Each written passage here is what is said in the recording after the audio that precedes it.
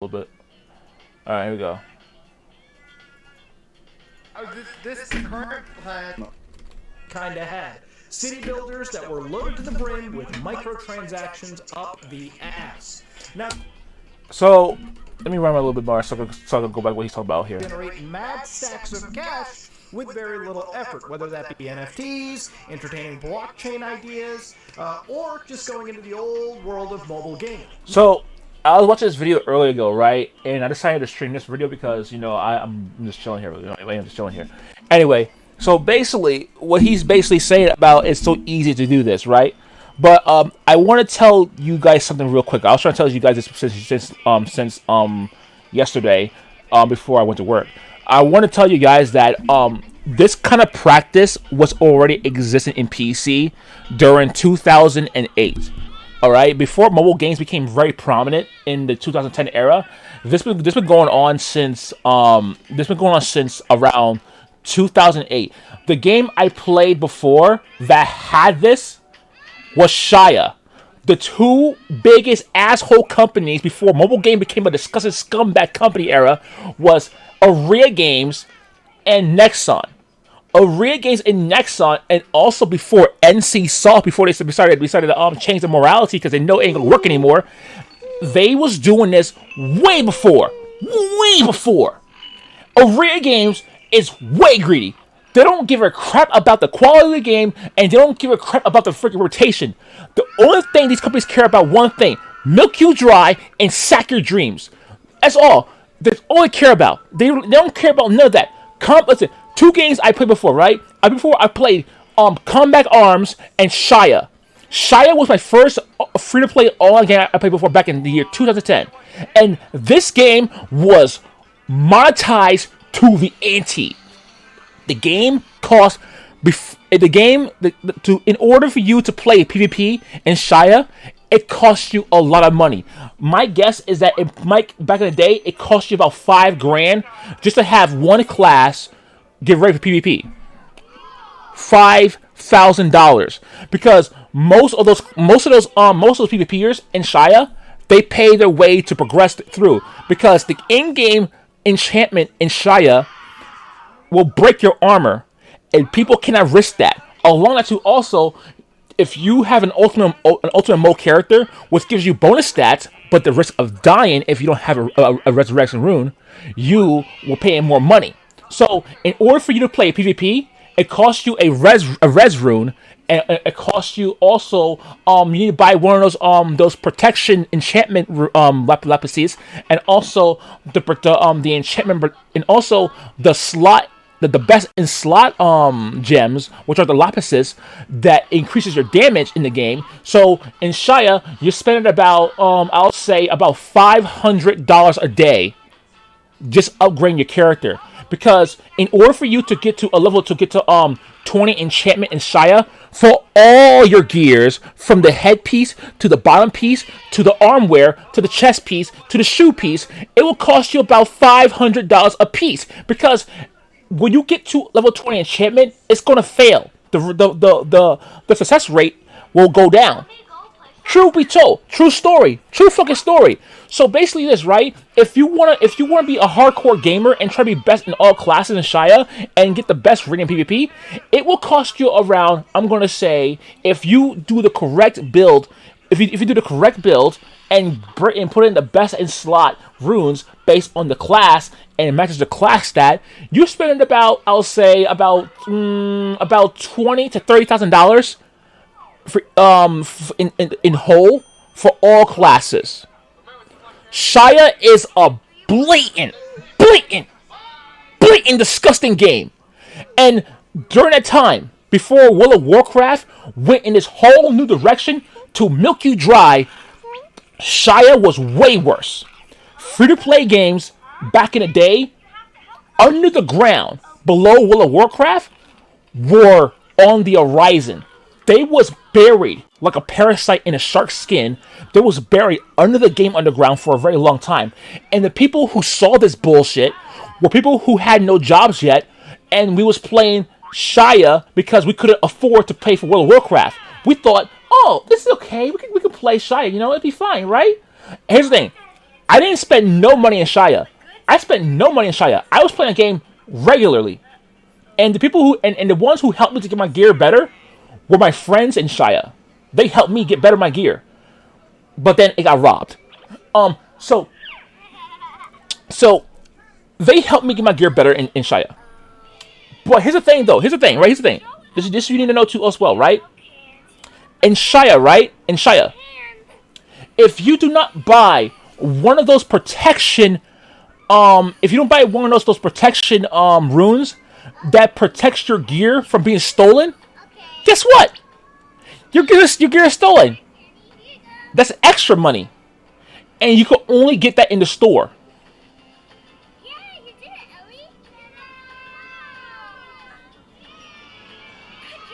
Shia tricked the free-to-play gamers who was trying to find an alternative for people who could not afford World of Warcraft.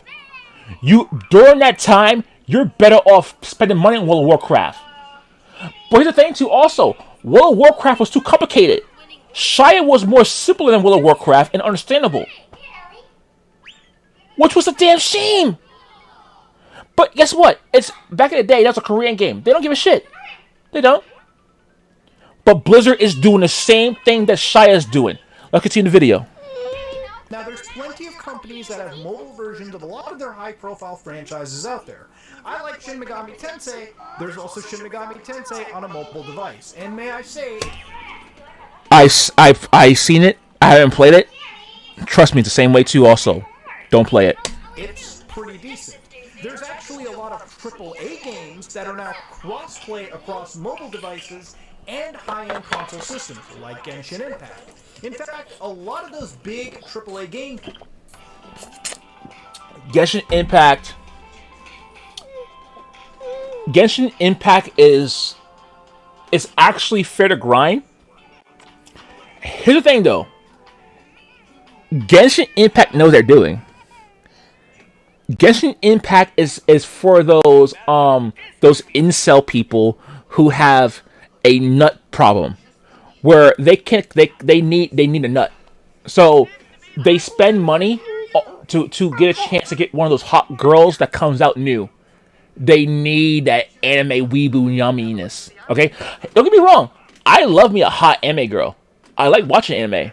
You know, I don't watch it for the titties though. I don't watch it for anime titties. I don't. I watch anime because anime is good.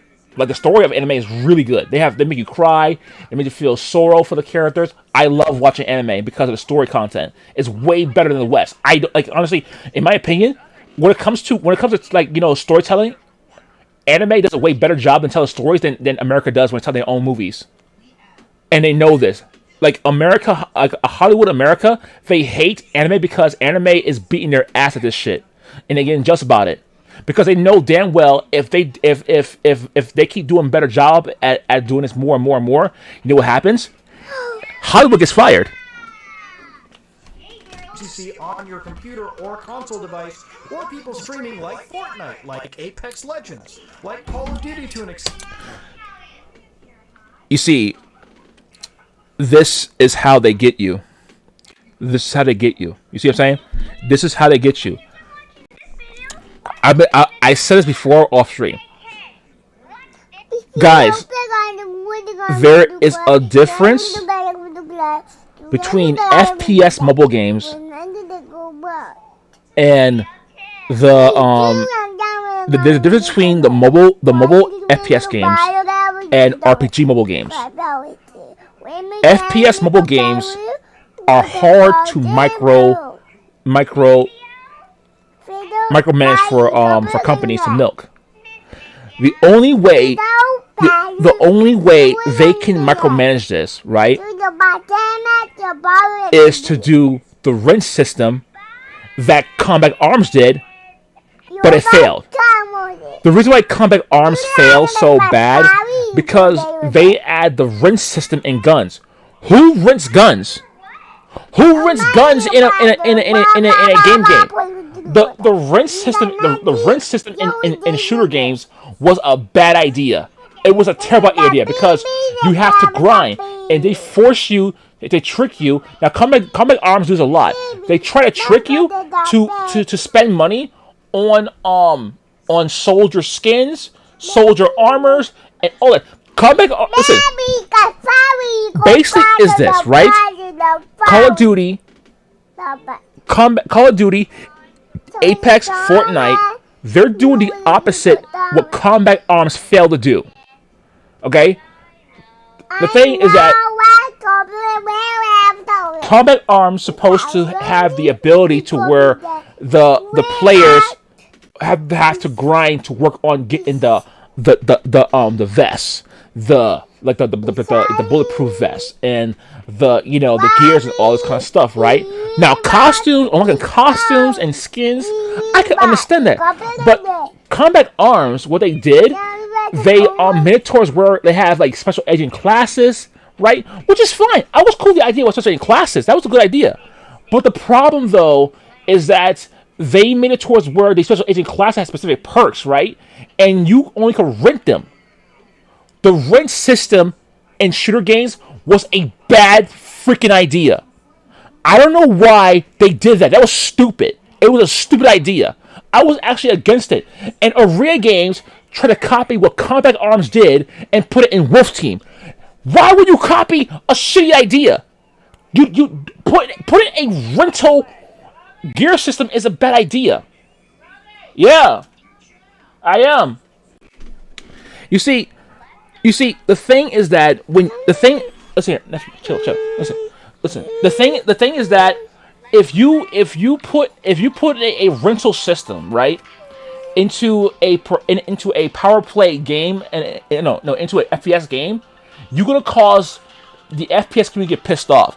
The FPS community do not like this kind of crap. They actually are against this crap. Matter of fact, more than anything, you will lose customers in the FPS game, like in Combat Arms, and that's why Combat Arms is on the brink of death because the Koreans made a big mistake and made it to where it is like a power difference. Now, here's the thing: you can get a permanent gun in Combat Arms, you can, but it costs a lot of money, and plus, the Combat Arms is pay to win. So you don't do that. That's why Combat Arms is dead. Matter of fact, a lot of shooter games who did the same that Combat Arms did are dead. They're really dead. That's why Apex and Fortnite and Call of Duty, they know that if they put it on mobile, they have to be very careful how they do it. So they're being smart about it. But RPG games, we'll get to that in a moment. Are literally also on mobile devices. Actually, I was playing Apex. Matter of fact, is that shit on actually? All right, it's on. Hey, Andre, how you doing? Andre? How you doing? Good. Ed. By the way, Andre, I watched another video about Canada. Canada sucks.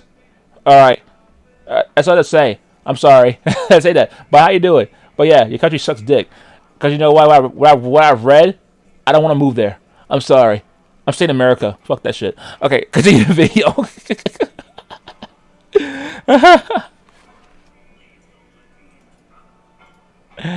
Oh my god. Oh my god. Apex Legends, and if I showed you gameplay of this right now, you might think that it's a PC game. But, of course, you'll see the mobile UI, and you'll be like, damn, mobile gaming is getting better. Of course, even when I was a kid, mobile gaming was not near this good. Back then, we were playing shit like Game of War, okay? That's still a big game now, but back then, that's all we kind of had. City builders that were loaded to the brim with microtransactions up the ass. Now, Diablo Immortal is a very, very, very controversial game with a very controversial history. Very controversial game, yeah. Of course, you all remember back in the day, this infamous clip aired. Okay, let's go back to a simpler time. Plans to make this playable. Strictly mobile forever. Are there any? The current plan is to be on mobile, both Android and iOS. We don't have any plans at the moment to do PC.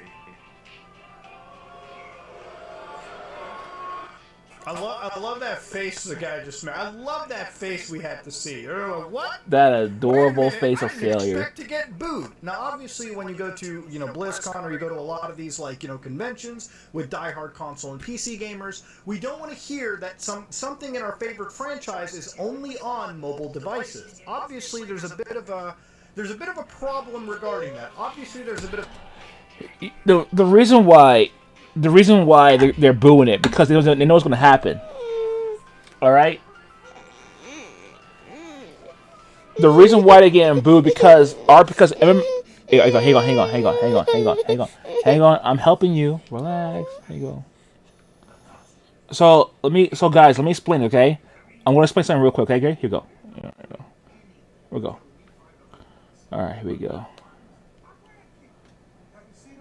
All right. There you go.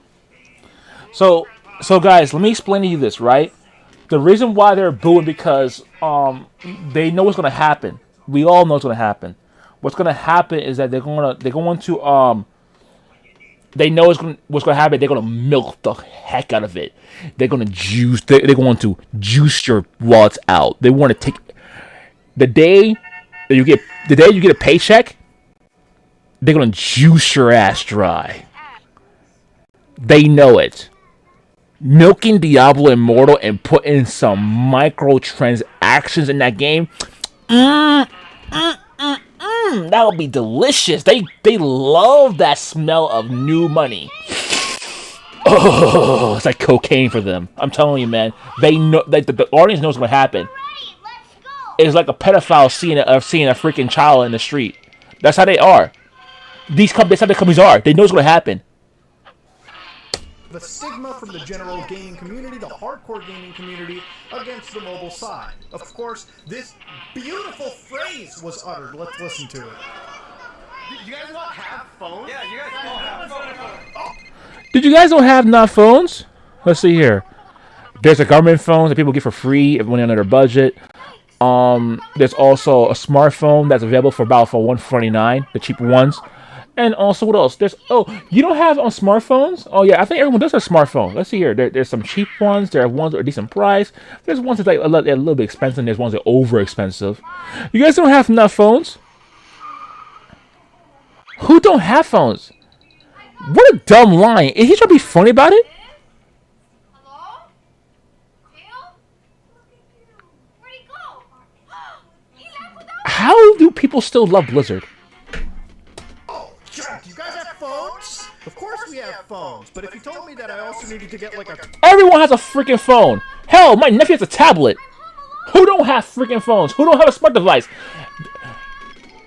The whole world has a smart device. A 9-year-old girl has a smartphone. Everyone has a smart device. Everyone does. There's smart TVs as well. Who don't have it? No one don't want a mobile game. No one do not want to play a mobile device game because everyone knows if they put a mobile device game, what's going to happen? They'll get cucked. credit card terminal attachment on the phone as well to play this upcoming game. Boy, might not have been the same reaction. But ladies and gentlemen, of course, let me translate for Wyatt Chang, right? Let me translate for him, right? You guys don't have credit cards? You're great. You guys don't have debit cards? Do you have Social Security? Do you have food stamps? That's translation. Are you guys? Don't you guys have Social Security paychecks? That's Wyatt Chang saying. He wants to know if you poor people are making any freelance money. Yeah. The Chinese people are after your Social Security paychecks. Diablo Immortal, I actually ended up getting into the pre-registration beta of on my Android device a while back. And you know what? It's actually a pretty good game. And no, hell hasn't frozen over. The game Of course it's a good fucking game. It's Blizzard. They've been making games for freaking years. It should be good. You shouldn't, the thing is that you shouldn't expect the game to be, you shouldn't expect the game to be bad. You should expect it to be good. It's not that hard for them to import a Diablo game into a mobile phone. You should not even be surprised about that. It should be a solid game. If it's not a solid game on mobile phone, then they're just being really, really, really lazy. You can tell it's really, really bad there. It's not. Look, guys, listen here, right? Listen here. EA, Activision, Blizzard, or Square Enix, including Square Enix. I'm not letting them off the loop either. Capcom, right? Capcom. What else? Rockstar, right? You should expect them to able to port their prominent games into the mobile phones. It's not that hard. The only thing about these mobile games, they require a powerful engine, and these mobile games, in order to play these kind of games, right, functionally on your phone, it costs about $900. So you need about a $900 phone to play these kind of games. Because you know why? Because you know why, right? If you don't, your base phone that costs around between $149 to $200 or $300, they will burn your freaking battery out. You don't want to play why would you want to play a high level game like this on your phone and burn your battery out? Do you know how much it costs to upgrade to how to fix your phone? If you don't have the freaking the warranty for it, you crazy? You can eat a butt. Actually looks pretty good. If you look at the gameplay over here, like it's pretty hard pressed to see the difference between this or something like Diablo 3 and first glance, of course, right? Obviously, it's still a mobile game. There's still some compromises. I did go into the graphics settings, set myself to 60 frames per second. You lost your damn mind, brother. You lost your freaking mind. Why would you do that? Hey.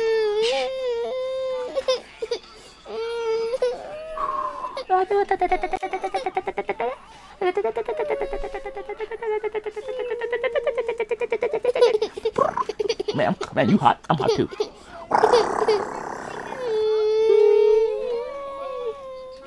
Smell good. Image sharpening, which threw my device load so high, but it was worth it, okay? I threw everything... It's not worth it. Look, guys, listen, guys. Listen carefully, okay? Setting a phone game to high level is not worth it. A phone battery is crap. I don't care if you own an iPhone or a Samsung. Do you know why Samsung? You heard the story? You heard the stories, right? The Samsung batteries are not good, right? Do you want to know why the Samsung batteries are not good? Because the Samsung was not planned for you to use your games as phones. They didn't plan that shit. They didn't plan that. They planned for you to use your phone as a phone. Yes, they make smartphones. Yes, look, Samsung Android phones are designed to handle videos and phone calls. It was never designed for you to play video games on it. The people who complain about the batteries for being shit on Samsung been playing freaking Google Play games on the freaking phone that has high quality levels into it, like 10-cent games. Oh, what a shocker, right? Why in the world would you play video games on your freaking phone? You should be doing that. It's a dumb idea. I'm sorry for yelling, guys. I'm very sorry for yelling. I know I'm going way out of the mindset, but the thing is that people keep making these mistakes of thinking that playing games on your phone is the future. It is the future. On cloud gaming. On cloud gaming, it makes sense. Not with mobile games downloaded on your phone. Downloadable games on your phone are more of a high risk towards your space and also towards your battery as well.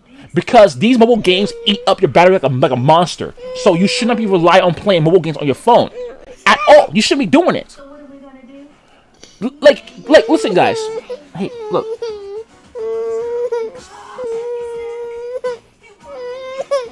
Wait, why are you? Yeah, watch on your tablet. Oh. Like, you guys should be playing mobile games on your freaking phone, okay? But that's what I'm trying to tell you guys, okay? Look, you shouldn't be doing it. It's too risky, okay? Listen, guys. most of you guys are still paying your phone bill, right? And also paying off your phone. Most of you people don't even have to pay off your phone at all fully yet, right? So why in the world would you do this on your own freaking phone and burn it out? Do you want to keep paying for a phone that you're still paying for? No. So why are you playing video games on your phone? If you want to play video games, go buy a PC or console. Basic maximum zenith, except like anti-aliasing. And admittedly, I do have a higher-end Android device, and the game ran perfectly fine and smooth. In translation, he bought a fucking $900 phone for me. And so as I was playing it, it did remind me of having like the Switch version of Diablo 3 in my hand. Obviously, he had his phone plugged in into the wall and it's charging. But guess what, guys? If you touch your phone plug, right, that shit is burning really hot. I played League of Legends Wild Rift on my phone, right? While I was charging my phone on the wall, and my phone charged, my charger was hot. Really fucking hot. So, I don't think you want to do that. Especially if you're using a cheap charger. That will burn up the wires and melt it. Alright? So guys, don't do that. It's not the highest setting PC version of Diablo 3 or 2 Resurrected, but it does its job just fine. Like, actually, it had more graphical effects than I even thought. Like I said before, they're supposed to do that because it's Blizzard. If they don't do that, it's going to be too risky. As far as the gameplay is considered, yeah, it's got like a, 4 skill system. Basically, they like auto-target towards the end. And just let you know, and guess what, guys? Just let you know, most of these models are recycled content from Diablo 3. Enemies over here, and generally even the bosses and their patterns are a little bit more simplified so that people on console, like these models, and also the environment itself are recycled content from Diablo 3. They basically imported Diablo 3 into the phone. That's what they did, and what they do is like basically lower the resolution for mobile devices. That's what they did. That's all they did. It's not that hard work. It takes them about... If it took them 3 years to import this, they're really bad at their job. Honestly, if you're a professional game developer, right, and studying the ability to import things from phone to mobile, it should be hard for you to do. Honestly, it should take you about to import all this about 2 months. Controller inputs can easily navigate around. It's not built for people that have the tactile feel of 2 analog sticks or having an actual keyboard mouse setup. For the most part, it's a pretty simplified Diablo experience that has all the sort of hallmarks that you would expect from Diablo 3. It's got the... You see, the thing is though, right? His thing. This is his thing. People think I'm a toxic person, right? But they don't understand this, right? I've been playing video games for years, right? I've been playing video games for over 20 years, all right? And I grew up around Blizzard time as well. I didn't play Blizzard games a lot, and I stay away from World of Warcraft for a reason, okay? I didn't play them games, but I know how the quality is with Blizzard games. I right now own Diablo 3 on my computer, and I also own Overwatch on my computer. Blizzard does make good quality games. They really do. So it shouldn't be that hard for them to import Diablo into the phone, like I said before. So if you guys are shocked that that it runs really good and plays really good, and also it looks really good on the phone, you guys have a beanhead mindset. I'm not trying to insult everybody here. Everyone's smarter than me. Yes. But the truth is this, guys. The game supposed to be this good on the phone because it's not that hard for them. It's basically going back to your old creation and use the recycle cutting room floor content that you guys had and put it into this one. That's not hard for do. Matter of fact, it's probably this is probably the old Diablo DLC plant they had before on Diablo 3, but they never put it out. I bet you it probably is. Grinding, it's got all the farming, it's got all of the, salvaging and whatnot. As far as an actual Diablo game is considered, I can't say that this is a bad experience at all. Just the beginning captured me alone.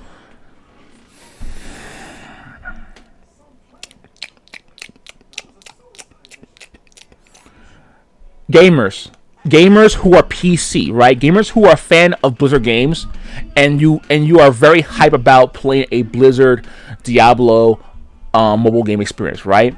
Or if you're new to mobile games, guys, let me tell you something here, right? Do not ever fall for this crap. It's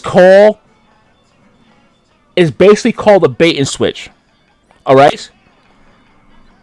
I want to use a edgy example of what I'm trying to say. Imagine you, a woman, right? Imagine you're an innocent virgin woman, right? You meet a man, right?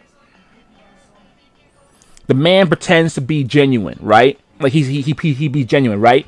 He's a very good gentleman. He's reading his book on the bench, right? Part of reading some educated book that you don't understand, right? And he thinks you're a sweet guy, right?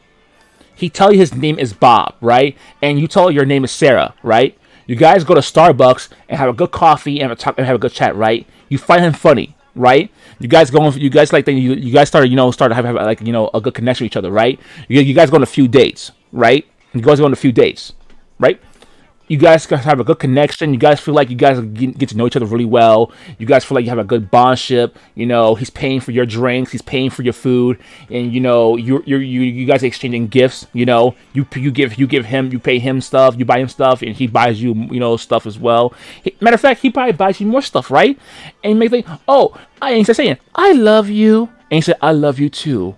You kiss, and probably lead to intimate action, and you guys get married, right? But then later on, he beat the shit out of you because then later on you started to learn that he's actually an abusive person. That's what mobile games are.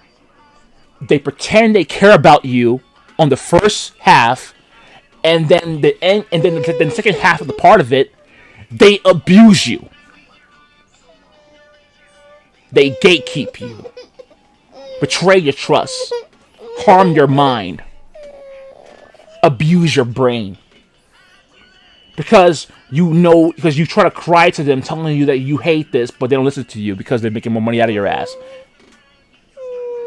I got another one for this too as well. We're gonna get to it. And the more that I played it, obviously, if you were to just play the single-player campaign and not focus on the endgame stuff as hard, you could actually have a pretty decent experience with this title. So no, hell hasn't frozen over. The game is surprisingly a decent title. It's actually the monetization around it that sparks all the controversy. You know, because it... They know this. You guys know this. They know this, and they guys knows it. Look, guys, listen. Blizzard will never change the monetization on Diablo Immortal. You know why? Because Diablo Immortal is an ARPG. Keyword. The three keywords. No, key letters, I mean to say. RPG. RPG. RPG. RPG. RPG. Listen here, guys, listen. Free-to-play RPG games are so easy for them to monetize. Because power play, pay for an advantage, pay for skins, pay for progression, all of this. They love this crap. For them, it's like putting M&Ms on sale on the market on a store. RPGs for game companies on the go are like fucking Walmart.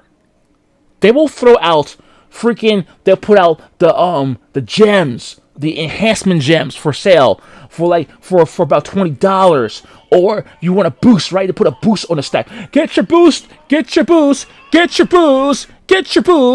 only right here, boost. If you need an extra right here, 2 for $20, two for $50, 2 for $50. That's how they are. Mobile games, they're like Walmart or these other storefronts. They do is it right? You know how like in like how like in like these supermarkets, right? Like let's say you go to ShopRite, right? You go to ShopRite, right? And then ShopRite, they give you a sample, right, of those crab cakes. It tastes so good. You get another one. Here, another one. Oh, it's so good. Delicious. I love it. Tastes so good. It's so sweet and creamy, and it got that delicious taste, right? And guess what? There's no more. There's no more. But we got some on sale, right? We got some right here for about $18. Wow, how big is it? 18 ounces. I'll take it. That's mobile gaming. They give you a sample. The game looks good. The gameplay feels good. You know, the story, right? It's good. Yes, the story is good. Yes. Diablo stories are always good. In most cases. Nephew, come here. But you got to watch out for the other stuff. Yeah, come on. Come here.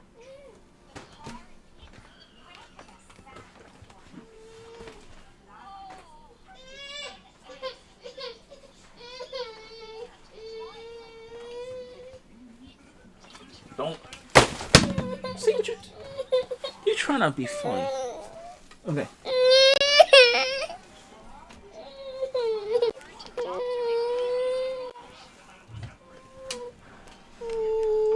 So, what I'm trying to say is this, right? Like I said, is this, right? I'm not saying the game is bad either. Like I said before, it's supposed to be good. They're game developers. They have to make it good. It shouldn't be a surprise it's good. I'm not doubting the freaking I'm not doubting the developers, but the one thing I'm doubting about this with the developers monetizing it. That's what I'm pissed about. Is monetized to the munda, okay? Because here's the thing. Let me tell you, right? Mobile gamers don't join parties. They play by themselves. And Blizzard knows this. They put pay-to-win stuff in because people want to play by themselves in these mobile games. That's the problem. You can't solo Diablo Immortal. Diablo 3, you can. That's Diablo Immortal. They don't give you. Matter of fact, Diablo 3, they give you they offer like support assistance to people who you help in the field, and they join your cause. In Diablo Immortal, I don't think they don't even have that. And if they do, you gotta pay to get that. This is the problem. The game is designed for solo players. They put the raid system in it because they know they're trying to blockade you from the truth. But in reality, the game was meant to play as solo. They know it. We all know it. But the people who don't know it or pretend to care not to know it, you're going to spend a lot of money. Probably more than $110. It seems like when it comes to the mobile gaming side, the companies are more interested in making the microtransaction aspects, the battle pass tracks, than they would rather be interested in just constantly making a good game. But we're going to get to why the focuses should be a little bit different. Let's move on. Now, when you look at gameplay for Diablo, I'm going to be upfront and real. I don't care about the storylines to these games or anything. I'm sure there's a banger story somewhere sitting in there. Yeah, right. I'm going to tell you something, right, guys? Blizzard stories are more generic than their freaking like, dude, look, the story is fucking generic. Basically, Diablo Immortal, right? From the looks of it, it looks like they mix in Diablo 3 and cross-faction it with their made-up bullshit mobile story. It's basically a good story from Diablo 3 and they generic it with the mobile version. But I'm the kind of guy that plays Diablo. I collect the lore books just for the XP reward. To be real, the gameplay for Diablo is all that excites me. It's like giving me a storyline in Doom. I just don't care. Sorry. Give me a shotgun. Dude, the freaking story is so freaking generic. It's so pissy. And also, the gameplay is so generic. Guys, listen. Diablo Immortal gameplay is generic. This is generic gameplay compared to Diablo 3. I'm saying it's generic because it's the same combat system for Diablo 3. It's not innovative. All they did was they basically made Diablo 3 on the mobile phone and improved most of the things that was janky about Diablo 3 into the mobile phone because it's so easy to do it. If people think the combat is so good in Diablo Immortal, you guys are freaking high on dopamine. It's content creators. It's not innovative. It's not even good. It's generic. It's generic. Don't praise generic. That's why these games never get better. When you praise generic material, you're never gonna get better. The only time you can praise generic material if it's an indie game. If an indie game who is working with about 500 people made a very generic generic style combat in a game that is very low budget, then yeah, you can praise that, because you know why you shouldn't, because it's not expected, right? But the thing is this is a Blizzard company. This is Blizzard. This shouldn't be surprising you they do this good with the game like this. I'm not saying it's shit. I'm saying it's generic. I'm saying things that are generic. If it's not above generic, it's not surprising me. It's not. Me a demon and let me go on my merry fucking way. But of course, with Diablo Immortal, I'm sitting over here playing a game, and if I'm playing Diablo in general, I'm out there constantly starting a character from level 1, ranking it up, all in one night to max level, super high Paragon, and I'm trying to build. I'm trying to create builds. I'm trying to look for those sweet, succulent, legendary items that I'm trying to find the legendary. They know that. That's how they get you. Gems. I'm trying to make the best goddamn character I can, which they know that is me looking at the top player on the server that day and building my character according to that style. Yes, ladies and gentlemen, for me, this game is an addictive loop. The top player is the one who spent the most money. Yep. The best and slot player is the one who spent hundreds of thousands of dollars. Oh yeah. Let's go. Grinding mess. If I'm gonna be real, I think Diablo really hits me on the whole slot machine addiction. I've never been somebody that's a fan of slot machine and gacha games, but I'm always a fan of seeing. Believe it or not, you should have played NBA 2K, and you should have played Madden and FIFA. Oh yeah, baby. You guys thought that? Let's see here, guys. Right? Madden and FIFA and 2K are filthy perverts when it comes to monetization, but Diablo Immortal hits it so harder. Those delicious legendary devices pop up, and you know what? That's pretty much what it's all about for me. Okay, it's all about getting that loot and constantly running rifts and constantly making my character just that teeny. That's the thing. Diablo Immortal is so easy to monetize because it's a looter game. It's a looter RPG. It's an AR looter RPG game. It's about the loot. They know it's about the loot. That's why they want to monetize your ass, because they know you're thinking about the loot. That's what they want to get you. That's what they want to get you.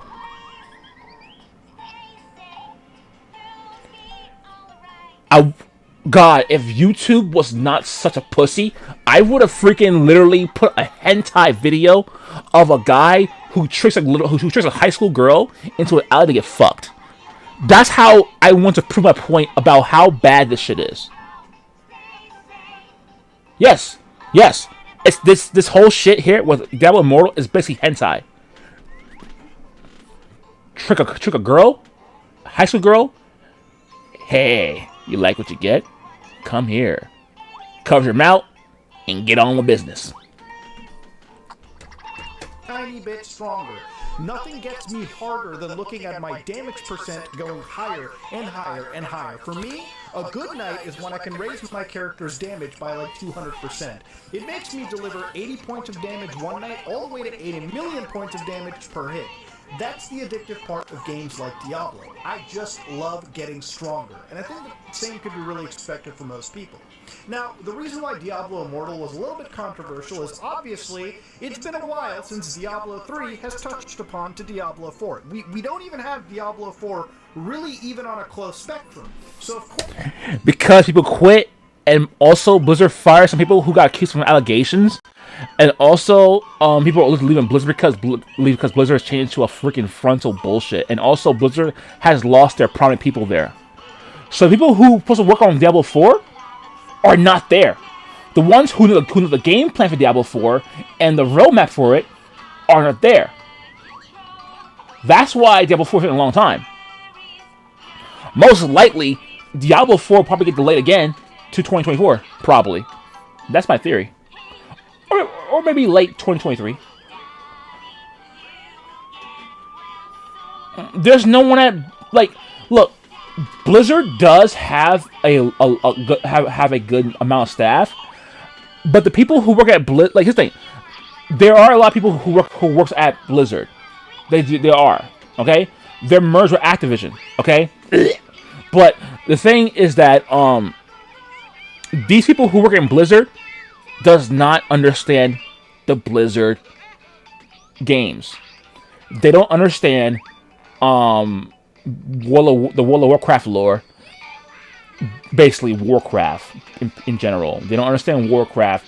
They don't understand StarCraft. They don't understand Diablo. Okay, they really don't. They say they played the World of Warcraft. They do say they play World of Warcraft. They do say they play Diablo. It's a PR stunt. They say this. Oh yeah, I played Diablo. Yeah, I've been playing Diablo for years, and yeah. Bullshit. They don't play for years. They just started playing for 6 months, and they probably stopped playing it to a point where they haven't make it past that. You know how I know this? I stopped playing Diablo within about 4 weeks, and I paid for it for $30. It's nothing. It's nothing. It's trash. It's just like, you know what I mean? I'm not saying the game is trash. It's just that like Diablo is not keep my mind engaged. Because look, the thing is this, right? The Blizzard story is so look. I'm not saying Diablo's a bad game, right? The gameplay is really fun. Don't get me wrong. The gameplay is really fun. But the thing is that I'm a story guy, right? I love story and gameplay, right? I love story and gameplay. If the game does not have a good gameplay plus a good story, I'm not going to pay attention to it for a long time. I might come back to it like about a couple of years later, maybe or so. And here's the thing though, right? The only reason why I'll come back to it a couple of years or so, because you know why? There are better games than this. There are better games what I'm playing that are better than Diablo 3. No offense to people who like Diablo 3. And also people who like World of Warcraft. There are better MMOs out there. Matter of fact, there are some free-to-play games that are better than World of Warcraft. The only problem is that the monetization is out of control. You know, honestly, in my opinion, Rift was way better than World of Warcraft. It's just that Rift didn't get a lot of attention, and that's probably the problem of their marketing team. And they should have done a better job with that, in my opinion. And there's a lot of things they need to fix too as well. But yeah, Rift had potential, and so did Arcade as well. And so does and Lineage was so focused on PvP, but they were really good games. Matter of fact, Terra was supposed to be the one that was supposed to change the entire way of how gaming really is for MMOs. But Arcade, but Terra went to a weird direction with the game. So the only reason why Blizzard was so big still to this day, because some companies got too greedy, and they made some bad decisions that wasn't really, taking the attention towards these kind of MMOs. In my opinion, Terra should have done a better job to market Terra. That's my opinion. But yeah, Blizzard had a mediocre rise. Blizzard had a mediocre growth. In my opinion, Blizzard's prominent era was, I will say, the Wrath of the Lich King. No. 2 expansions. I would say Blizzard's last high rise is Burning Crusade. But Wrath of the Lich King was actually considered the bigger rise, because Wrath of the Lich King, they toned down the raids a little bit because Burning Crusade was a little bit hard. So Burning Crusade was a prominent growth for hardcore raiders and people who were pretty good at the game, but also not as good as hardcore raiders. But Wrath of the Lich King was the one that brought a lot of customers into the World of Warcraft scene. So I would say their last hoorah was the Wrath of the Lich King expansion. But after the Wrath of the Lich King patches, it went to shit. Now, Cataclysm, I'll say it was okay. Miss of the Pandaria. Furry Nation. There's more furries. Honestly, if you my opinion, Blizzard has turned into a bunch of fucking furry fest. Oh, I'm gonna make a little joke here, right? Because these freaking Blizzard fanboys keep saying this, right? Oh, Final Fantasy, God, that game is so weeby. Look at those bunny girls and cat girls. Hey, bitch, you got fucking furries in your damn game. These little fucking cuddly fucking fur balls look like stuffing pimples of teddy bears. You guys are playing teddy bears in World of Warcraft, while in Final Fantasy they're humans at least. Kiss my butt. Of course, Diablo Immortal is supposed to kind of fill the gap. And when we find out it's a mobile pay-to-win title... And honestly, to throw shade at those hardcore Blizzard fans, Final Fantasy came first. Final Fantasy came first. Before you guys even breathe. Alright? The only reason why you guys did so well because of your combat. Here's the thing.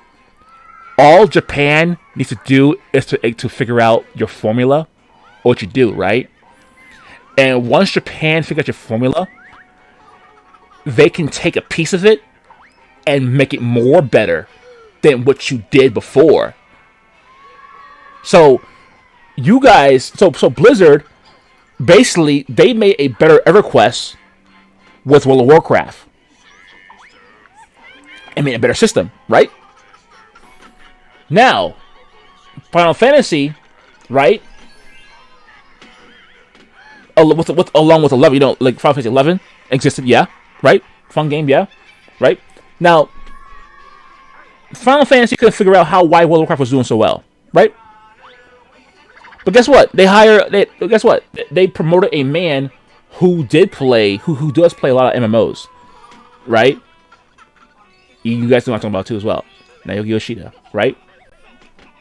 He played World of Warcraft, and he see, oh, so that's what they do. They have a tank stance. They have boss mechanics that actually very unique. The UI is very clean, make it customizable, without add-ons. Yes, that's right, guys. You don't need add-ons to customize your hood. It's in the game. Also, there's what else? No, stay. You going to Naya? You going to Naya? Okay. Good night. Good night. You going to sleep? You sleepy? All right, go sleep in my room. Good night. Good night. He's so cute. Good night, nephew. But anyway, what I was trying to say, right, is that it's not that hard. Like, you see, the thing, like, see the same thing, right? Is it's basically Naoki Yoshida. He says, he's like, oh, this is pretty simple, and then he has somebody who knows how to design, who knows how to design like hotbars, who knows how to design hoods, like people, like he brought in a UI designer who knows how to modify the UI to where it's very clean and slick, right? And that's what they did. They made the UI very clean and slick. And here's the funny thing too, also, right? Not only they took the inspiration of the hotbar from World of Warcraft, but they made a better hotbar. And people say, "Oh, the Final Fantasy hotbar looks really weird." The hotbar in Final Fantasy is actually way better than World of Warcraft's hotbar. Anyway, so yeah, and guess what? Also as well, they tried. So for ARR, right? They tried to do things the Blizzard way, and the community didn't like it. So they decided to modify their ideas in and change some things within like the game system that Blizzard have in their game, which was shit. The community agreed that it was shit, and they hated it. So they modified it the Final Fantasy way. So basically, they sprinkled in their magic, the Final Fantasy, like their little Final Fantasy magic, right, into the game towards where it's became different from what WoW did, and they do their own thing. They basically took a fucking a basket, right, and they ripped out all the fucking World of Warcraft crap in it and removed it out of their fucking game. All the junk. And now, Final Fantasy is it has a simple, basic MMO hotbar that, and also the basic traits of a class standard, and now they have their own thing. And you see the class switching within the game that you unlock within your one character. Also, the XP growth, the story, the MSQ, and all that is very unique. A game that has a narrative storyline within an MMO with voice acting, telling good stories, narrative combat in the MSQ, all that uniqueness, unique boss fights in the raids, right? Where you don't need to go through a dungeon to go through a raid boss. It's just a dungeon run. Base is that. This is basically 101, and they basically made it way better. Oh shit! I'm calling out shit out. Ooh, it's not exactly. See, you see how the thing I'm trying to say too also is that basically what I'm trying to say is this, right? Blizzard only made World of Warcraft to compete with EverQuest, but then later on they started to realize we have no plans for after the Rise of the Lich King, because let me tell you something, right?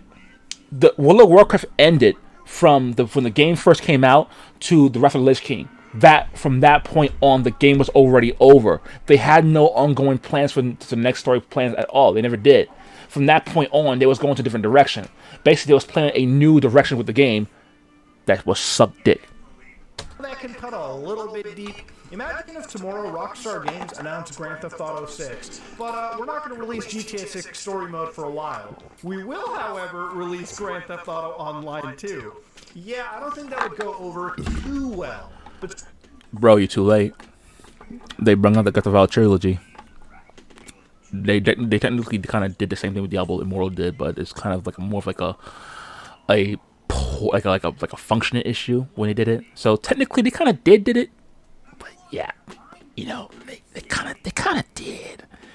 They kind of did. So you can imagine sort of the hatred for Immortal. But of course, the game came out, and it generally was the same gameplay we expected from Diablo. I think from a gameplay perspective, it's fine. But let's talk about when things get a little bit microtransaction. Now, of course, microtransactions in Diablo aren't exactly new. If any of you remember when Diablo 3 first came out, we had the real money auction house. Yes, ever since then, Blizzard was hell-bent on trying to fuck up the PvE, the PvP, whatever you want to call it, by trying to introduce real money auction houses, real money systems, so that people who decided to buy their $60 game realized... I didn't join Diablo 3 when this was happening. When I joined Diablo 3, this was already gone. Thank God I didn't join when this was going on. Fuck, I'll be pissed with this shit. I'll be like, why the hell am I doing this? Honestly, I did try out the Diablo PvP game. I did try out the Diablo PvP. It's awful. It's really, really awful. Honestly, if you guys want to play PvP with an AR style, just go play League of Legends. And even that, I wouldn't recommend either, because the ranked solo queue is fucking awful. League of Legends solo queue is really awful. The game is really fun. Like, if you play normal game mode, you will actually have your creative gameplay in it. So, like, there is creativity in League of Legends if you play normal mode. Because look, guys, I've been very clear about my intentions about how solo queue really is, right? I do not like the idea of solo queue of being the main prominent thing of what makes you a better gamer. It doesn't. Solo queue is basically a gatekept tier that gatekeeps you from better players. And for a long time, these high prominent players have been gatekeeping each other from different levels of play. And I could understand why they did, because some people are a bunch of freaking bots and people are a bunch of trollers. So I do understand why they want to gate themselves away from the people who troll a lot, or who dupes, or all this kind of stuff. But in reality, though, how will you know if you're good if you couldn't handle that kind of shit, right? Like, how will you know if you're strong enough to beat hackers? How will you know if you're strong enough to beat people who are boosting? How will you know if you're strong enough to beat players who are just trolling your game? You know, now some players can able to win a game, you know, with people trolling. I've seen it happen many times, but still though, the gatekeeping is kind of out of control. But that's not the problem though of what makes League solo queue so bad. What makes League of Legends solo queue so bad though, what I've been preaching about, is the fact that the League of Legends solo queue is too fucking grindy. It's very grindy. Riot nerfed the amount of Riot nerfed the amount of LP they give you in solo queue because they made it so easy for you to climb now, to the point where like they don't where the point where you don't need to you don't need to go through a promotional series now anymore when you are going to from point A to point B. What I'm trying to say, like, is this, right? If you're Silver 4 and you don't need to go through a promotional series anymore to go to Silver 3. So that's why they nerfed the amount of XP, or not XP, nerfed the amount of LP you gain in solo queue, because they removed the promotional series between the 4 and 3 tier and the 2 tier and the 1 tier. But the thing is that it actually makes things worse. Like, Riot, you missed the point of what makes solo queue so awful. What makes solo queue so awful is too fucking grindy. What you did was this. You basically kept the best of 5 series by nerfing the amount of LP. Make the LP normal. Keep the amount of LP that you get normal, and go for that brings you to Silver 3, Silver 2, Silver 1. I don't give a shit about these Victoria skins. They're crappy anyway. They all suck dick. I never liked the Victoria skins. Your all Victoria skins have been good. The Victoria Series is good. The Victoria Morgana's looking really good. You know, they're good. They're really nice Victoria skins. But I don't play solo queue for the Victoria skins. I came to League of Legends to see if my creativity has a uniqueness towards it, and I want to increase my playstyle by going to play better players. And for me to play against better players, I need to fucking find friends of mine that have like diamond tier friends who are good. My friend Amini, he is above platinum. He's more of like a D3 player. Anything else, he belongs in diamond, you know. And I have more competition with him to get better at the game than people who I played against in silver. So my thing is this: League of Legends solo queue is not even is not a prestige game mode, not anymore, because Riot ruined it every time. The thing is that if the only way that Riot can make it better is to revert the amount of LP they took away when they changed the promotion series from being in the tier series. They need to reverse it and bring back the normal amount of LP they had before, around season, I think, was it 10 when they did this? And no, season 10. Season 9. They need to bring back season 9 amount of LP and put it back in the game. We need more LP to go to the next tier. Because here's the thing, right? In my opinion, I think Wild Rift solo queue LP gainage is more funner than the PC version. Now, I'm not saying for Riot to copy the mobile version of the promotion of solo queue from the mobile version of the Wild Rift to the PC version. What I'm saying is that Riot should increase the amount of LP based on performance. That's what I'm saying. So if I do bad in my games, but if someone's doing really good on their job as a solo queue player, then yeah, they should get more points. Because the thing is that people are picking these certain champions based on survivability and also security on their progression in the game. So that needs to change right now.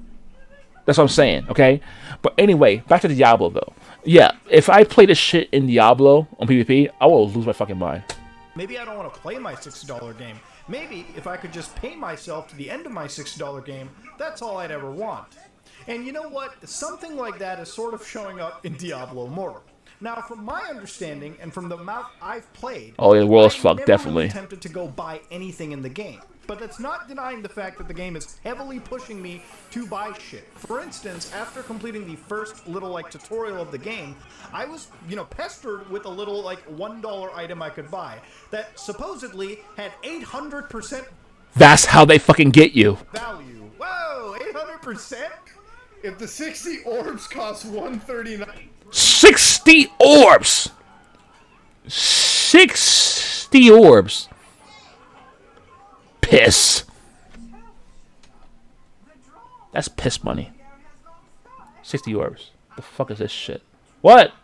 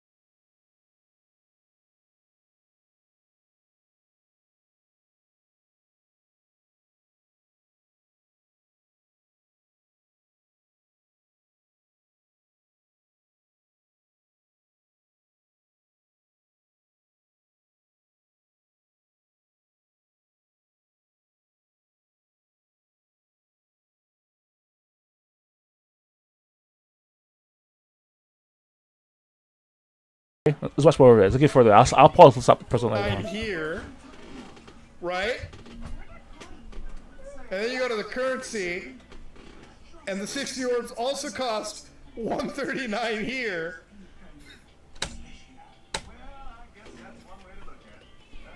And then you go to Value. Whoa, 800%? if the 60 orbs cost 139 here, right? And then you go to the currency, and the 60 orbs also cost 139 here.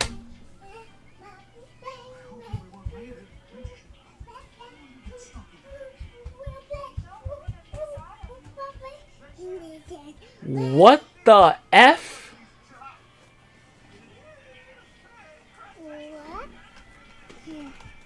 Here, right? And then you go to the currency, and the 60 orbs also cost 139 here. Oh my god.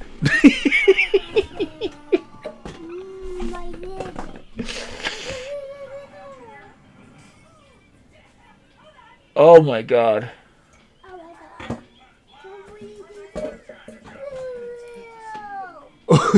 This is worse than Shia. This is worse. This is worse than Shia. Oh God. F you, come here. Come here. F you. Hey. Psst, come here. What are you doing?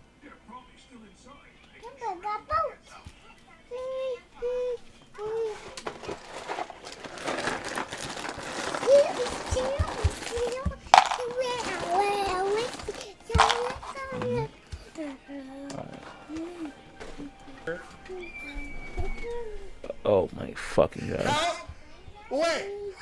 How's that 800% extra value? Wait. How valuable is this skin? that skin is shit.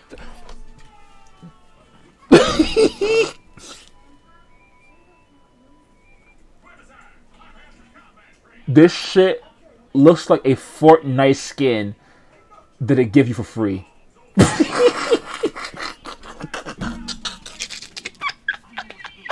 Oh my God. Oh no, no, no, no, no, no. No, no, no, no, no, no, no, no. Oh no. Oh no, man. Oh no. Oh no, no, no, no, no. Oh no. Guys, I'm gonna be honest with you. The weapon and shield is shit. It's freaking garbage.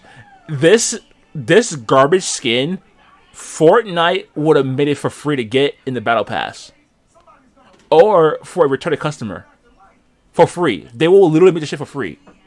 I'm not even kidding, because Fortnite makes better skin, makes better skins than this shit. And I don't like Fortnite. I play it here and there, but I'm not a big fan of it. I've been against Fortnite, but I don't deny what they got. Like, compared to Fortnite's quality for a beginner skin, Fortnite's free shit that it give gift for you looks better than this crap.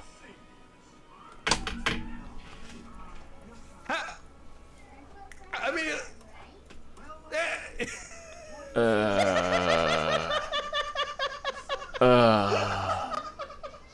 where do they pull the 800% value out? Oh my. Are you telling me? Oh my God. This is awful. This is fucking awful. That shit costs fucking $10? Wait, you tell me this? You tell me you tell me that the sickle blade and the shield skin for this set is $10? I'm done. I'm fucking done.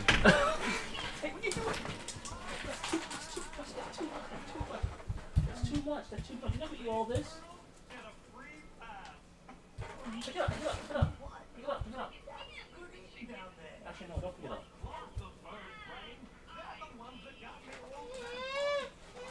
No, you it.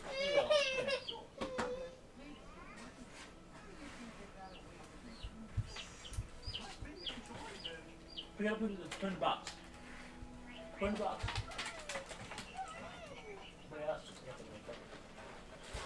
Nope.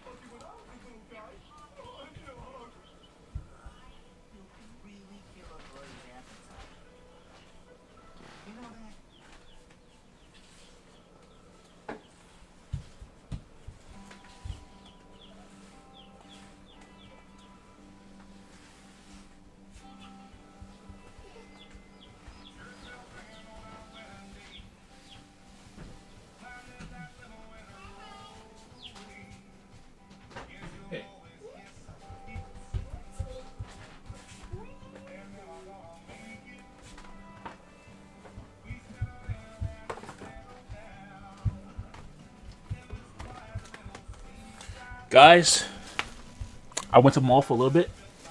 Went to mall. get pissed off a little bit. You know why? This skin is so awful. I'd rather spend on a Genshin Impact character that has big titties. This is really awful. This skin is awful. I like seeing this shit makes me want to spend $10 on wishes on Genshin Impact to get a chance to find a hot girl with titties, like big D cup titties, wearing like a revealing leggings. Like this is an awful skin. Holy moly! Blizzard should be ashamed of Diablo Immortal. What shame they have left?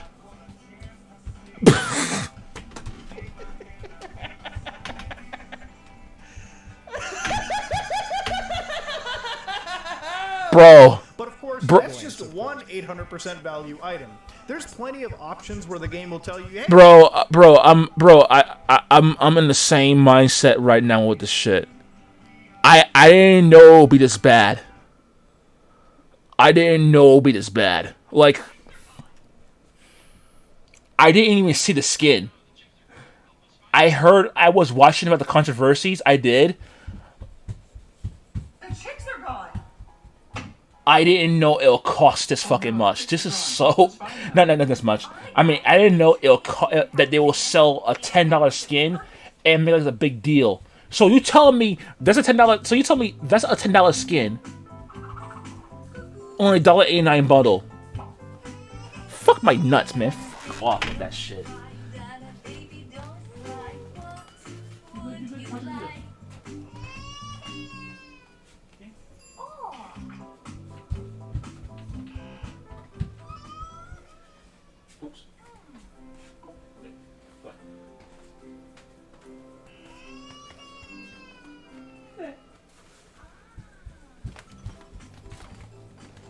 Okay, let's go continue watching. This is so fucking funny.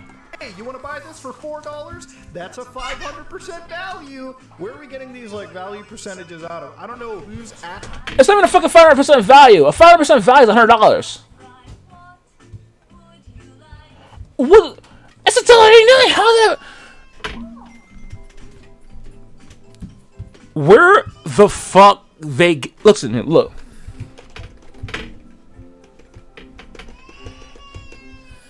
$800% plus 800% extra value. Where are the percentages for this shit? When you're saying 800%, you're going beyond free. You offer a $10 skin that is shit and 60 orbs. That costs $1.89, $1.39 in Canada dollars, which is 89 cents in American value. Price may vary. But like, does this mean this is free?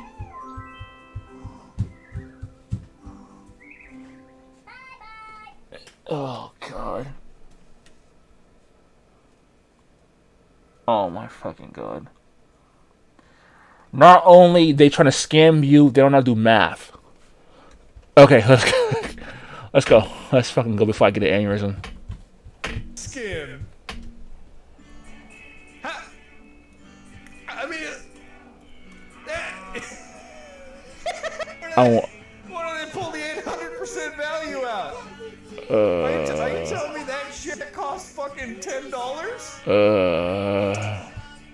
Oh my fucking god. Oh my fucking god.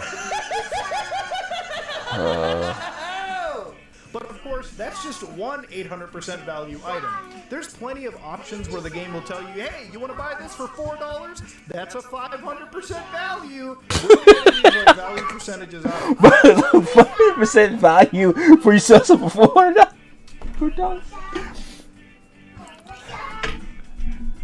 Man, that Cosby suite must have been really good because fucking hell, they can't do math anymore. I don't know whose asshole we're putting it out of, but kind of wild indeed. The amount of monetization that you can see in this game is pretty evident upon completing the tutorial, noticing that once you open the shop item, holy god, cosmetics, multiple currencies, Jesus Christ, the amount of loot boxes that I can touch into. Now, of course, if you ever actually looked at this game, you'll notice that it's not actually. This is the problem here. Now, I saw this on Bellior Gaming. Right? I saw this on Austria. I saw this on Bellior. Now, multiple currencies. This is part of the problem. Actually, this is the death spine of what's gonna kill this fucking game. Anyway, but you know how I noticed though? Because every mobile company does the same shit what Blizzard's doing right now with this crap. They've been doing it for years and years and years. But that's part of the worst part about it. Jesus Christ, the amount of loot boxes that I can touch. The legendary crest is what increases your chances to get more loot from the fucking dungeons. This is an evil, evil practice they're doing here. But wait, it's better. Now, of course, if you ever actually here, if you want to buy a currency on top of a currency, you need to spend money. Jesus Christ, the amount of loot boxes. This is just, yeah, that's worse. But what's worse is that they're selling you the currency. In order for you to buy a currency, in order for you to get this best gear, you need to buy a currency on top of a currency. They literally layer it with other currencies. So in order for you to buy more currency to get more currencies of that one, you need to buy the currency of that currency. Holy shit! What's wrong with them? Are they trying to go through the scam manual and find more ways to scam you? God damn! It's like they're trying to find every freaking trick in the damn book to get you. What the fuck? God damn! Dude. Blizzard must have a big bag of copium and they put in their face in it, man. This is so insane. If you ever actually looked at this game, you'll notice that it's not actually released outside in countries like Belgium and the Netherlands. In 2018, laws were passed specifically to title loot box as violation of game. It will take years for America to do this because there are a bunch of old folks. Joe Biden! That's in office that we need to get rid of. Joe Biden! Legislature. Now, of course, companies who publish games like FIFA with, FUT, which is like FIFA Ultimate Team, a very, very, very microtransaction heavy focused of the portion of the game, would be. The thing, though, is going to take a long time for them to remove it unless China says no. And the thing is that as long as Governor Xi Jinping is in office in China, I think this is going to hurt them for a long run. Because the chairman of China, President Xi Jinping, he's actually against loot boxes. And also, he's also very against online gaming. Specifically, he's against online gaming. Now, I don't have, his thing. I don't support China. Listen, guys, I don't support communist China. I actually hate communist China. I don't like what they're doing over there. Okay? I hate it. What they're doing to people over there is really wrong. I really hate it. But what I will say is this. The president of China doesn't like online games and loot boxes. He's really hating it. And he's being very soft-hearted when it comes to the restrictions in it. You see what I'm saying? Give them time. This game is going to die within a fucking year. Maybe not a year. This game will be in the scene for a fucking while. Maybe 5 years tops. Maybe the game will probably dead. Maybe on PC it'll die. On PC it'll die fast, 100%. But yeah, I don't see it last. In the mobile market, it'll take a while for them to die out. But in PC, it'll die quickly. But yeah, now we don't pay attention to China because China's kind of an asshole country. Nephew!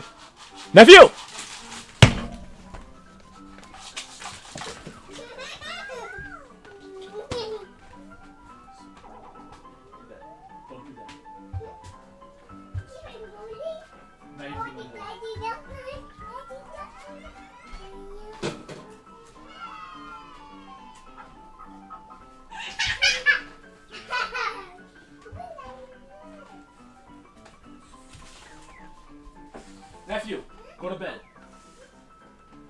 Go. Go to bed. Here, go to bed. Go to bed. Here, go to bed. Here, come here. Why don't you look? Look, see here? See here? See? Look. Look. Look, see? Her house is clean. She don't do that. She plays with her toys. Do that. You need to do that too. Hey, be a good boy, okay? See? She's a good girl. You need to be a good girl, okay? Right?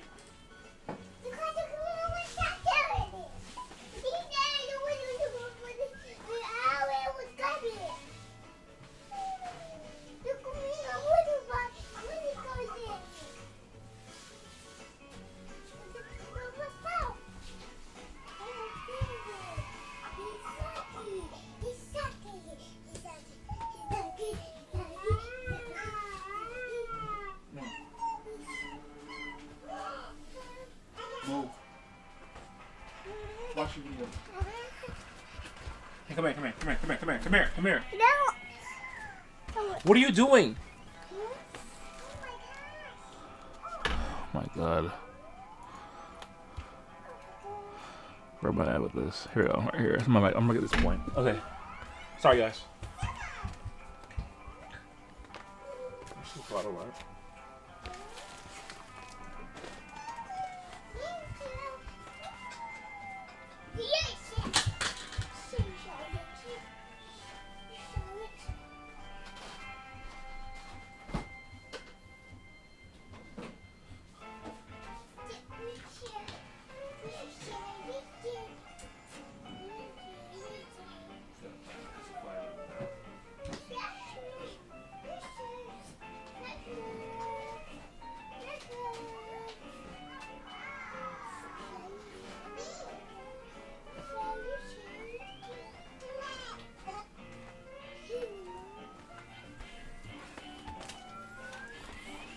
Okay, sorry about that, guys.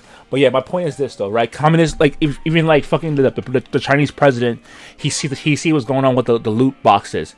He's trying to stop loot boxes from going to the kids. If a communist president, if a socialist communist president knows that there's bullshit going on with the games, you know something's wrong. Oh, son of a bitch.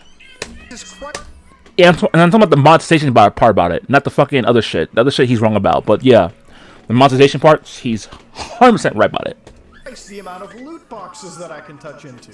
Now, of course, if you ever actually looked at this game, you'll notice that it's not actually released outside in countries like Belgium and the Netherlands. In 2018, laws were passed specifically to title loot box as violation of gambling legislation. Now, of course, companies who publish games like FIFA with, FUT, which is like FIFA Ultimate Team, a very, very, very microtransaction-heavy focus of the portion of the game, would be basically like forced to comply with fines up to like 800,000 euros and up to 5 years in prison for publishers. It was that severe because the idea was basically linking the loot boxes to gambling mechanics. Because of the scam. The design of the loot box mechanics is for you not to win. In the end of the day, it's for them to win. Because the thing is that how these loot box mechanics work, they run on a pity system. So by the time you win your reward, you're not actually saving money. You're actually losing money. So it's like gambling, right? Like let's say you go to the casino, right? You spend about $500 on the slot machines, you get $500 back. So it makes it look like you actually are winning, but in actuality, you actually are losing. In the end of the day, machine wins. That's how this game works as well. In the end of the day, the game wins. Basically, in Diablo Immortal, you're competing against the game to get stuff, not competing against other players. And basically, when you have video games with loot boxes that are very easily attainable by children, literally mommy's credit card is connected to the account. They can buy all the loot boxes they want. You're literally feeding slot machines to actual children. You're actually focusing on a very addictive element. Slot machines are incredibly addictive. And you know what? If you're an adult, that's completely fine and dandy. But when you basically give a slot machine to Not even adults, I'm not okay with that either. a younger person out there, a very They're younger kids. impressionable individual, it's really not out of the realm of possibility that they can literally throw away their life savings. Guys, I have a nephew. He's only 2 years old. The last thing I want to do is expose him into this kind of environment. The last thing I want is to happen is these fucking games get plagued with monetizations. I do not want this. Not even for my nephew. Okay? And he's starting to like video games. I have my brother. My brother's a high schooler. He plays NBA 2K. They have it in there. I get worried about him spending money on NBA 2K.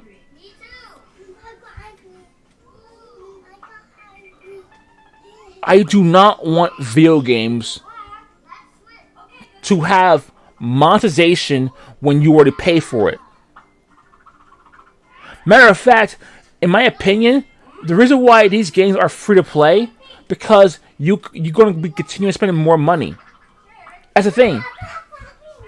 They don't want you to waste your money on the price tag of the game. They want you to waste your money on the future content. They want you on drugs with it. They want you hooked like crack. Like I said, the taste. The taste.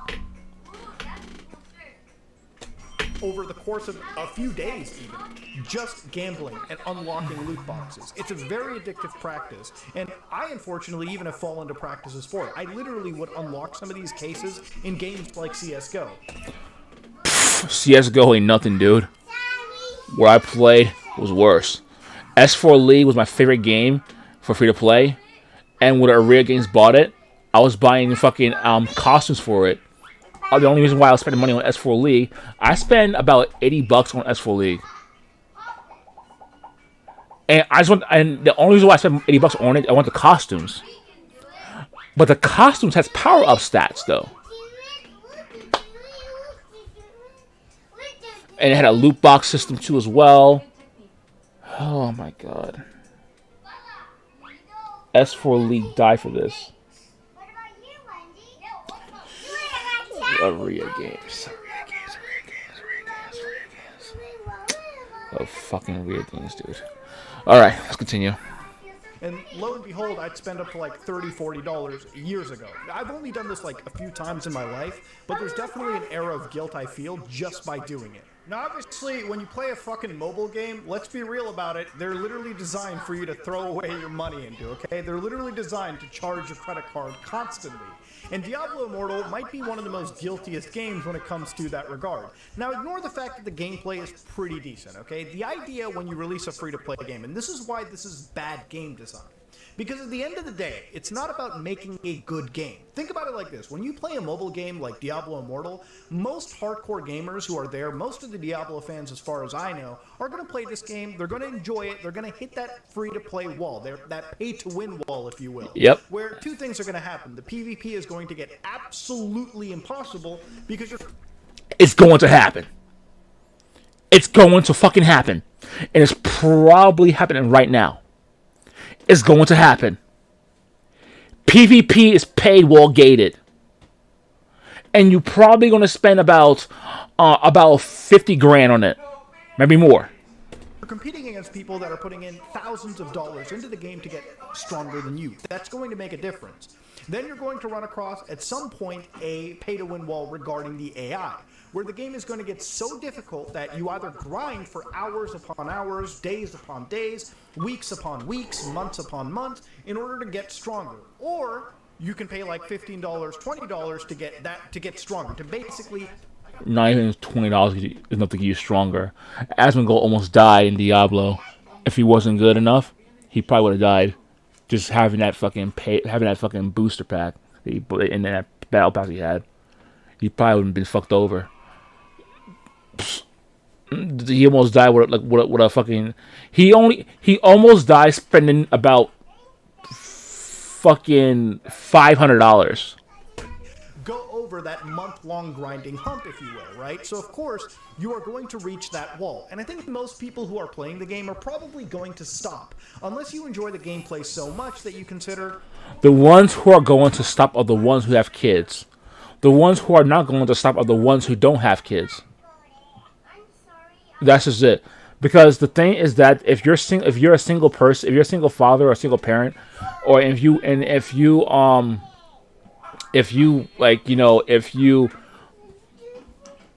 work at home, or you are guys, look, guys, let me tell you the truth, right? Let me tell you the truth, right?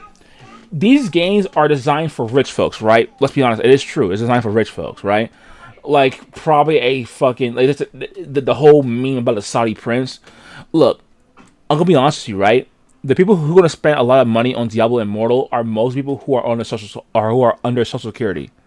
All right, this game is going to have people who are getting paid an allowance and probably go on the Google Play Store getting buy Google Play cards to buy fucking Diablo packs, and the people who are probably around what under disability, they probably spend their disability check on fucking on these fucking like these microtransactions on Diablo Immortal, because like if cause the things is right, it should be told, if you're under Social Security, like these people who are under Social Security and also disability checks, they're going to mostly spend about fucking $200 on it, and how much they get hand over to them, mostly $1,200. So. And if you have a father or a mother, you lie to them, telling them this is for this and that. Oh my god. Kids, listen, kids.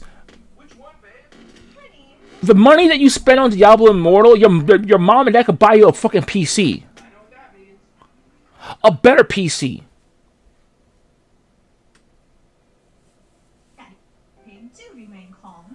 This game is evil to the core. I don't even think rich folks spend all this money. Like, I'm not saying about like the well-known rich folks. Most likely, the people who are gonna spend a lot of money on Diablo Immortal are mostly people who have a mom and dad who works at a middle-class job and getting paid under a what? I'll say like a $80,000 or probably a $120K salary, maybe.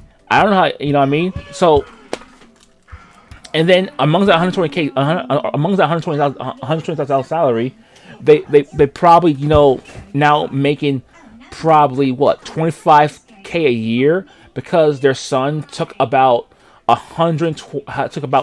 $100,000 worth of salary that their father worked so hard to make. You see what I'm saying? The game is designed for you to steal from your parents and take their money and use the money they use for bills and also paying the mortgages and spend it on Diablo Immortal. Diablo Immortal is designed for rich folks who are making more money, and also for kids who have parents who makes a decent load of money or more money, and having them take about a year's worth of fucking bills that they owe to probably a bank or the medical or doctors, and use it to pay for Diablo Immortal. And also, if you're on Social Security, if you're a disability and you can't handle spending this money, it's more risk. Like, nephew, put it down. Give me it. Give me it.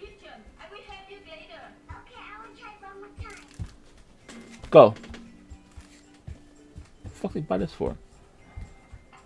But yeah, this game is not. Leave. Go over there. Go over there.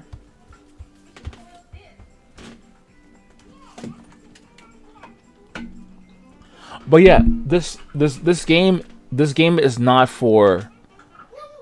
This game needs to be avoided. Parents, if you have a disabled son, or brother, right, or husband, push them away from this game as hard as you can. This is not a real game. This game is designed for you to get addicted and spend money on. This is a big fucking scam.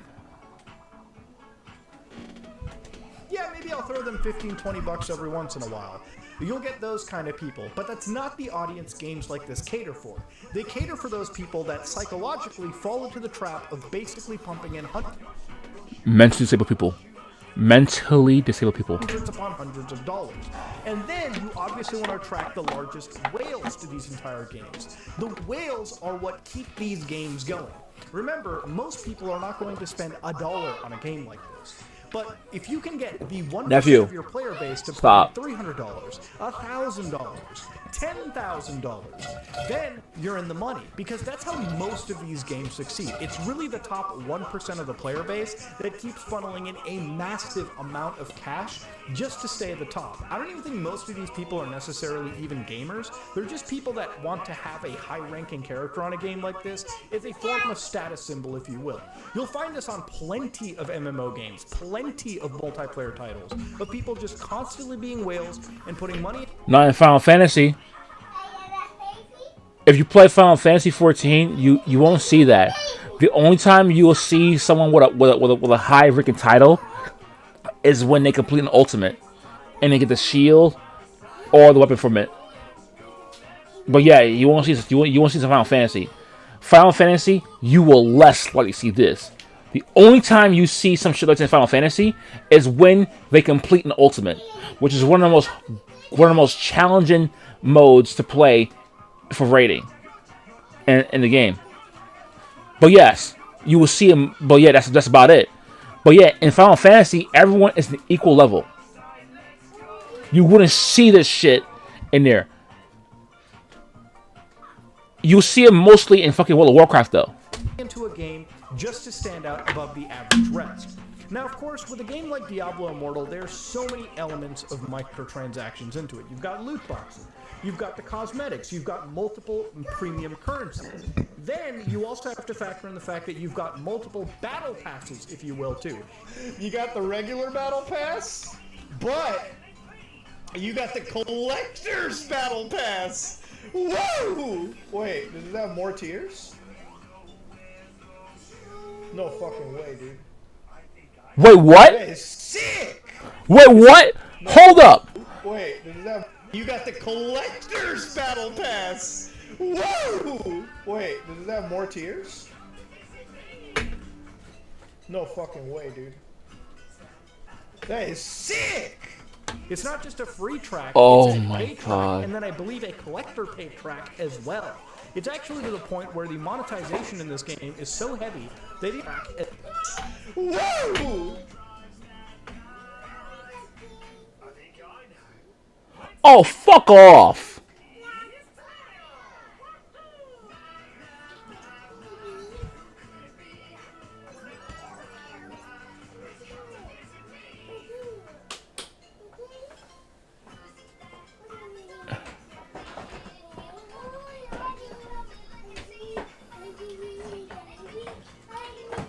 Season 1 ends in 30 days and 4 hours.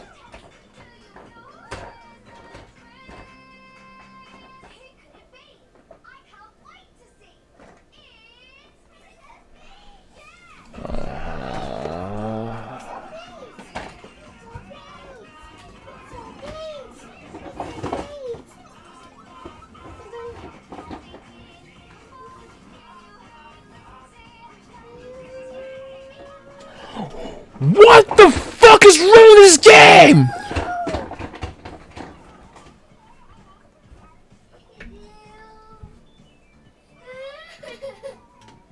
Fortnite has a longer season than this shit. Apex Legends season is longer than this shit. 30 days? That's 1 month. That's 1 month. That's a whole 1 month. Fortnite season is longer than that. Fortnite season is 3 months. Halo, they give you a chance to catch up with the battle passes to finish it with long as long as you want.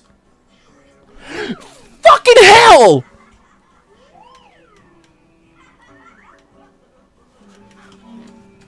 Oh, son of a bitch. Even with League of Legends, I don't even agree with League of Legends' fucking battle passes either. I don't agree with it either, because truth be told, right, League of Legends battle pass is just as worse as that's just as worse. The League of Legends battle pass is actually less worse compared to this one. I'll be honest, it is less worse compared to this one. This is stupid. You're telling me a family you tell me right now, a person who has a family of probably of 3, 4, and 5, who is working his ass off about 40 hours, probably 80 hours a day. No, a week, I meant a week. You tell me that you're only giving this person about 1 fucking month to finish the pass.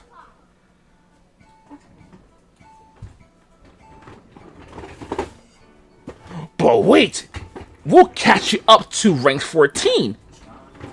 All you have to do is spend about $20.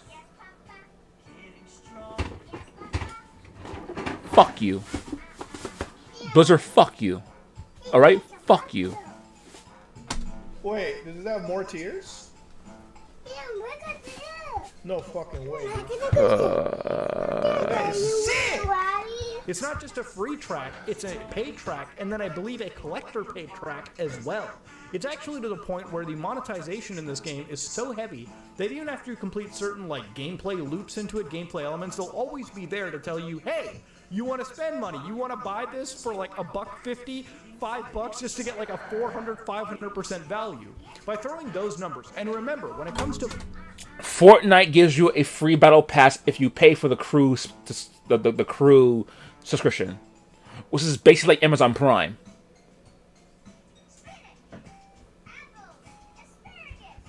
I'd rather pay for that because it's only $12. It's only fucking $12 just to fucking do the crew the crew subscription path to get the free battle pass. If I was really into Fortnite, I would rather pay for the crew subscription fee so I can get the free V-Bucks and also to get the battle pass for free.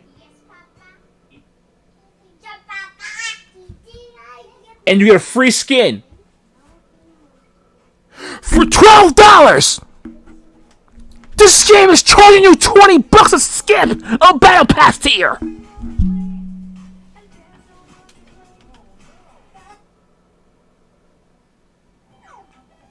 This is disgusting.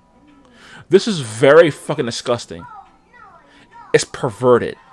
It's perverted. It's very perverted. Mobile games like this, there's a ton of cash, tons of hours of study done to find out how to psychologically get you to spend money on these titles. It's bad game design because at the end of the day, you're not trying to make a good game.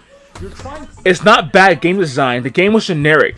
The base game is generic. They've already made a bad game design because the bad game design is basically this. It's generic. What they're doing here is not even game design. What they're doing here is turning Diablo Immortal into a fucking Walmart supercenter. To make a game that's going to exploit even Walmart offer more better deals than this shit. The psychological processes in our head just to get us to spend money. Because from a gaming perspective, what I'm seeing over here isn't fundamentally different from Diablo 3 on the Nintendo Switch. Honest to God, if Blizzard wanted to do something really cool, they could just release Diablo 3 as a mobile game for No.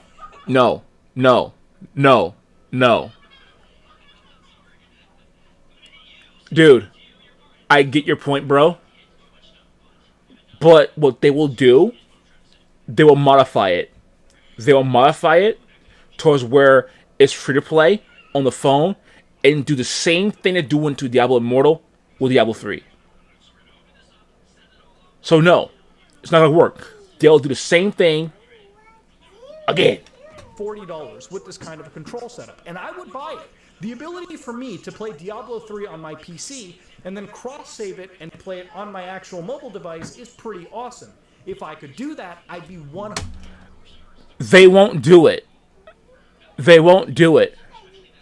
Because they will lie to you about it and say, we can't do that because we don't have the resources. Bull fucking shit. They do have the resources because Call of Duty do the same thing as well.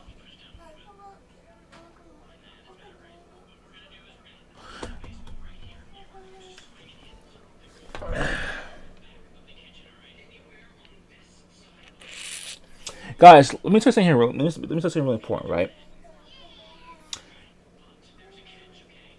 Creative Business Unit is the company that is Creative Business Unit is the game development team that worked on Final Fantasy 14.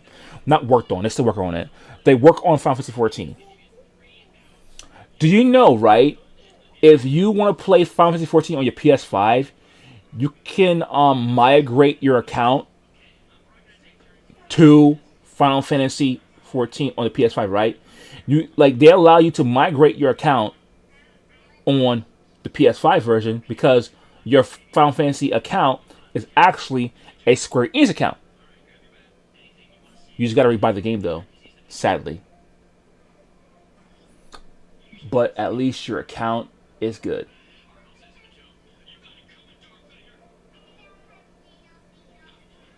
So, yeah.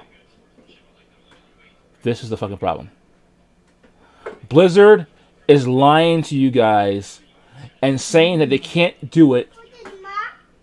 They're lying to you guys saying that they can't do it, but they couldn't do it. They're too lazy to do it. They're lazy. They're fucking lazy. Hang on.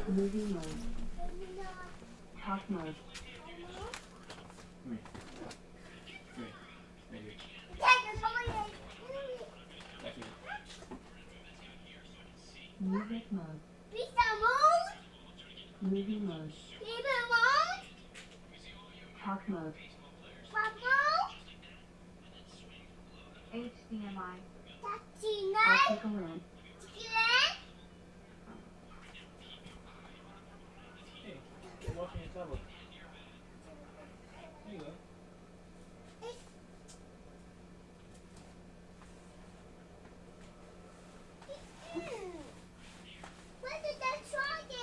Yeah, you can be up. You can't have a floor like that. Yeah.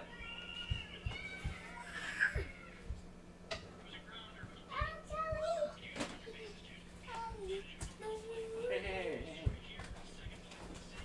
Nephew, control. Stop. Nephew, stop.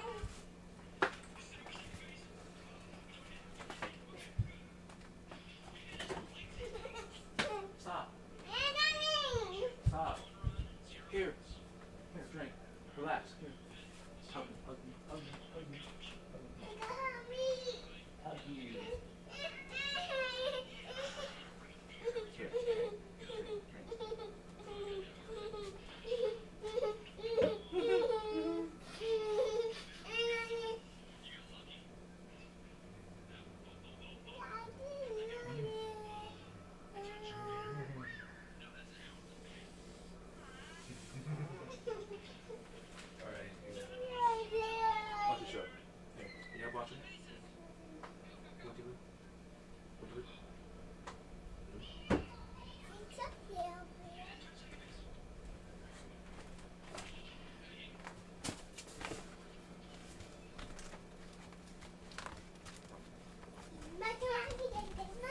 Okay, continue. You want to watch a video?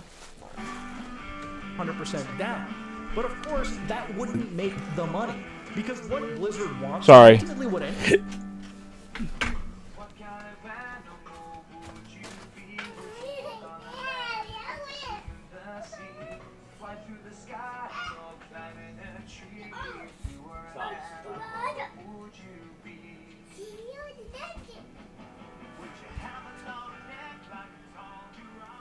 Look, he's singing. Look. Nephew, watch the video. Yeah, drink your juice. You're getting really hot. You're sweaty. What? What? Yeah, drink your juice. Drink it. There you go. Any company wants is a money printing machine. Remember, games like Grand Theft Auto Online are amazingly addictive.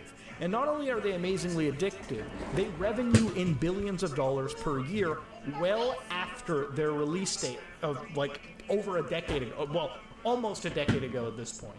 But that's just one example of a highly successful title. Obviously, for a gaming company, having one mobile title that can make the revenues of 4 AAA titles, you know, in a course of a year is absolutely something any company would want.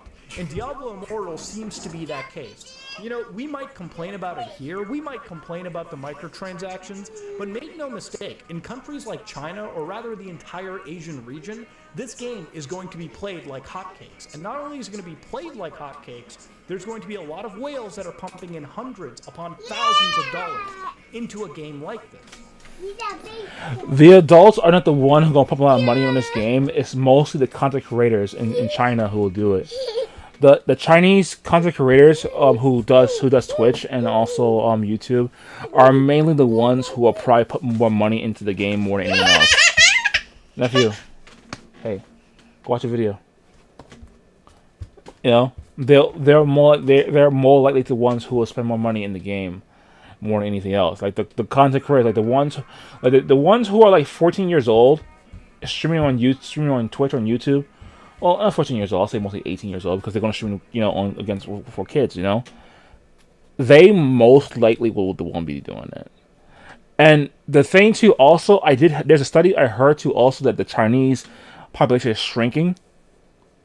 So, if that is true, then that means also the money will go down too as well. Who knows? This might die sooner than we thought.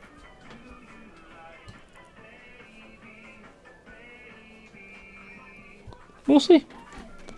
Now, the reason why the free-to-play microtransactions get really bad in this game versus other titles... Guys, look. I want to make this really clear, right? Look, guys. I hate doing this to tell people what to do. But I want people who have children, right? Try to put some money in investment towards Japanese video games. Because Japan does have a lot of games for kids with premium price value, and that's all you need to pay is premium price, and there's no extra microtransactions in it to do it. Matter of fact, Nintendo, you buy a game from them, that's it. You buy the game and that's it with Nintendo. Like you buy a Mario game, you got Mario, no extra cost. The Mario Kart as well, Donkey Kong, Zelda, all those other games, right? There's and there's also other Japanese games out there that sells game on premium price. You play it, you own it, that's it. You know, the online aspects of it, there's that. But also parents, you need to train your children to love single player games. Okay? Listen, I understand that the WoW player base and these other online gamers, they love online gaming. You know, they're so addicted to it. They have this hardcore thirst to be the best gamer, better than their friends, better than their opponents, and they want to talk trash, tell them, "Did you noob, you suck dick, you noob," all that kind of shit. I understand that, but listen, guys, you need to put more focus into single player games. Hell, Naoki Yoshida, him and his team is working on a single player game, a single player focus game, which is Final Fantasy 16. You see, we need to put more focus onto single player games more than anything. These online aspects of microtransactions and these other pay to win bullshit needs to stop. It really needs to freaking stop. Now, there is a place for mobile games to be a thing, but the thing is this. If a mobile game does not charge you upfront for a single-player experience, it's not a real game. If a game is free to play in a mobile game, they're mostly going to be run with these dirty monetization bullshits. Same thing with same things with shit on the PC. I do not like the idea of online games being the prominential things of online. I never liked it. I was never akin to liking it. In my opinion, there should be few less online games than more than anything. Like, there should be few less online games, unless they're trying to make it innovative toward the online genre, than there is compared to now. Because all I'm seeing with most of these online games is that they're doing the same thing as the competitors are doing, but nothing innovative. They're doing the same things, probably worse. You know, and that's the thing. That's the thing. You know what I'm saying?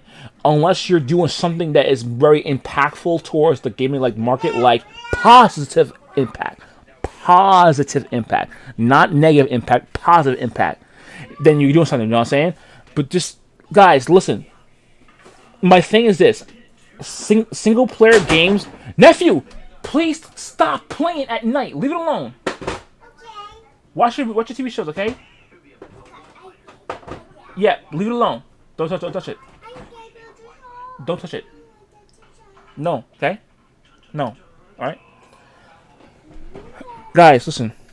Single player games needs to be the main help of the game market, not online games.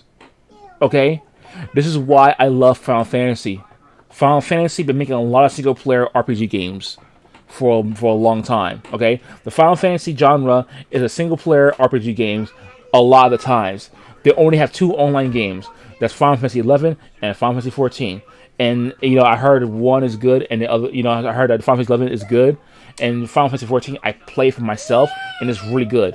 And the person who worked on Final Fantasy 14, no, 14. The guy who worked on Final Fantasy 12, he have shown that he can make an open world game with similarities of online aspects, and you could play a single player, right? So you could do online mechanics into a single player game. You could do it. Naoki Yoshida, even though Final Fantasy 14 is an online game, there are most of the game, the MSQ, is single player, and he's shown that you can play single player with MMO elements. You can do it very probably, hella possible. And from the looks of it, Yoshida, he really wants to work on a single player game. So he got his big break with 14 in order to do this. So, we should make the main, guys. This is why I praise so much about Japan. You see, now there are some bad. Yeah, there are some bad actors in Japan. That is very true. But this thing, that's 10% of them. The majority of Japan's talent wants to make a good game with good story, good gameplay, and they want to do a single player game that's a good game. They want to add all this extra bullshit. They don't. They really don't. That's why the anime over there is really... See, this, guys, you gotta understand this, right? At this point, right, don't take Hollywood's word for it. Hollywood is racist towards Japan, and they hate Japan's IPs because Japan's IPs are whooping their ass. And they will do anything they can to discredit it because they're jealous of it. Because they know damn well that Disney, if they get their shit together, and also these other Western companies will go to Japan. I'm gonna tell you something here, guys. Let me tell you something really important here, right? Japan tells a better story and has created a better spectacle, favorite lore of the Western folktale better than the West does. Like the Indian culture, the medieval culture, all these other aspects that been well known in history. They've even do the dragon race and the elf race way better than the West does. And the funny thing too also is that in Japan, most of their animes and also the games they make are mostly Western inspired back around the Middle Ages. So the thing is, what's really strange, and not just the Middle Ages too, also during the Persian Empire as well, and also the Greek Empire as well. The thing is, what's so strange is that how the fuck that the Japan tells a better story and a great lore and do better gameplay from these kind of prominent eras in history than the West does, because we grew up around, because like the West mostly grew up around these kind of eras, through the Revolutionary era and all the other stuff. Japan does a better job of doing that better than the West does, and as a Westerner and an American, that's kind of embarrassing a little bit, But here's the thing, though, I respect them a lot for doing it, because you know why? They fucking know what they're doing. They know what they're doing, and they love it. You see, Japan, they love the culture, the Western culture a lot. They love the Western culture, the Western folklore of the story culture about the mythical dragons, the ghost spirits, the zombies, these giant monsters. They love doing these kind of things. They love it, and I love when they do this because it shows me they have a lot of heart and passion to this. I understand that Japan's well known for their anime girls, but the anime girls, I love them a lot too. They're very beautiful, and yes, they're very attractive. I like that. Yes, I understand that. But the thing is that, like, not all the anime girls in anime are attractive as well. Hell, there are a lot of anime characters in the TV show that are like old, wrinkly, but I like them too, because the ones who are old and wrinkly, they've been through a lot of shit in the past where they were really strong and still strong and beating the shit out of these fucking these evil things that was threatening to destroy the world.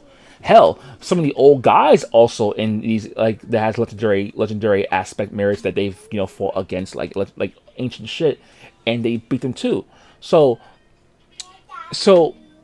for me with anime, they tell, but not just anime, not just anime, but also a great game. The elder people in also in these games and TV shows and anime in Japan, they tell great lore behind these characters, and also the lore of the history, and also the timeline of present day of their story, and also the story becomes rich, juicy. You're getting with. You know what I'm saying? The West, they lost their way. Well, I won't say the West lost their way. It's more of the people who work on these markets don't know nothing about good storytelling. Like the people who right now currently work for Disney, who currently work for Warner Brothers, and all the other companies, they don't understand good story. They don't care about good story. The only thing they care about is putting their friends into these fucking industries, and they control the narrative, because that's what they want to do. They don't give a shit about the company or the storytelling. And also, these are the same fuckers who wants to control the Japanese content coming from Japan that's coming to America. Japan. I want to warn you guys, right? If you are a Japanese, if you are a indie Japanese game developer, or if you are starting out in the Japanese anime business, right? Japan, do not give your opinion towards Japan. Do not let Hollywood get their opinions in. If Hollywood is censoring your work, take your work and bring it to someone else that won't censor it. Okay? Do not argue with them on Twitter about it. If they censor it, take your work somewhere else. Okay? If you guys are right now at the prestige of your of your prime right now in your country, where your entertainment is at the pinnacle, at the point. Don't listen to Hollywood. Hollywood is not America. American Hollywood is dead. All right? American Hollywood is very dead. Hollywood does not matter anymore. They all know it. What they're trying to do is to use your IPs and edit it so they can control it and say it is theirs. That's what they're doing in Japan. Japan, Hollywood is trying to take your work and edit it and saying to their friends they fixed it, right? And saying that's my show because I edited the work. They're trying to take credit for all your hard work you did. That's what Hollywood is doing because they're useless now. They're useless. Hollywood is useless now. Their existence don't mean shit anymore. It doesn't. So Japan, if I were you, find someone else, find some other company in America that doesn't have no woke narrative in their mind, or these sensibilities that has a judgmental towards your work. Over here in America, right? Japan, over here in America, you have a lot of people who love your anime. We love your lore. We love the original lore. Okay, your work. We like the work.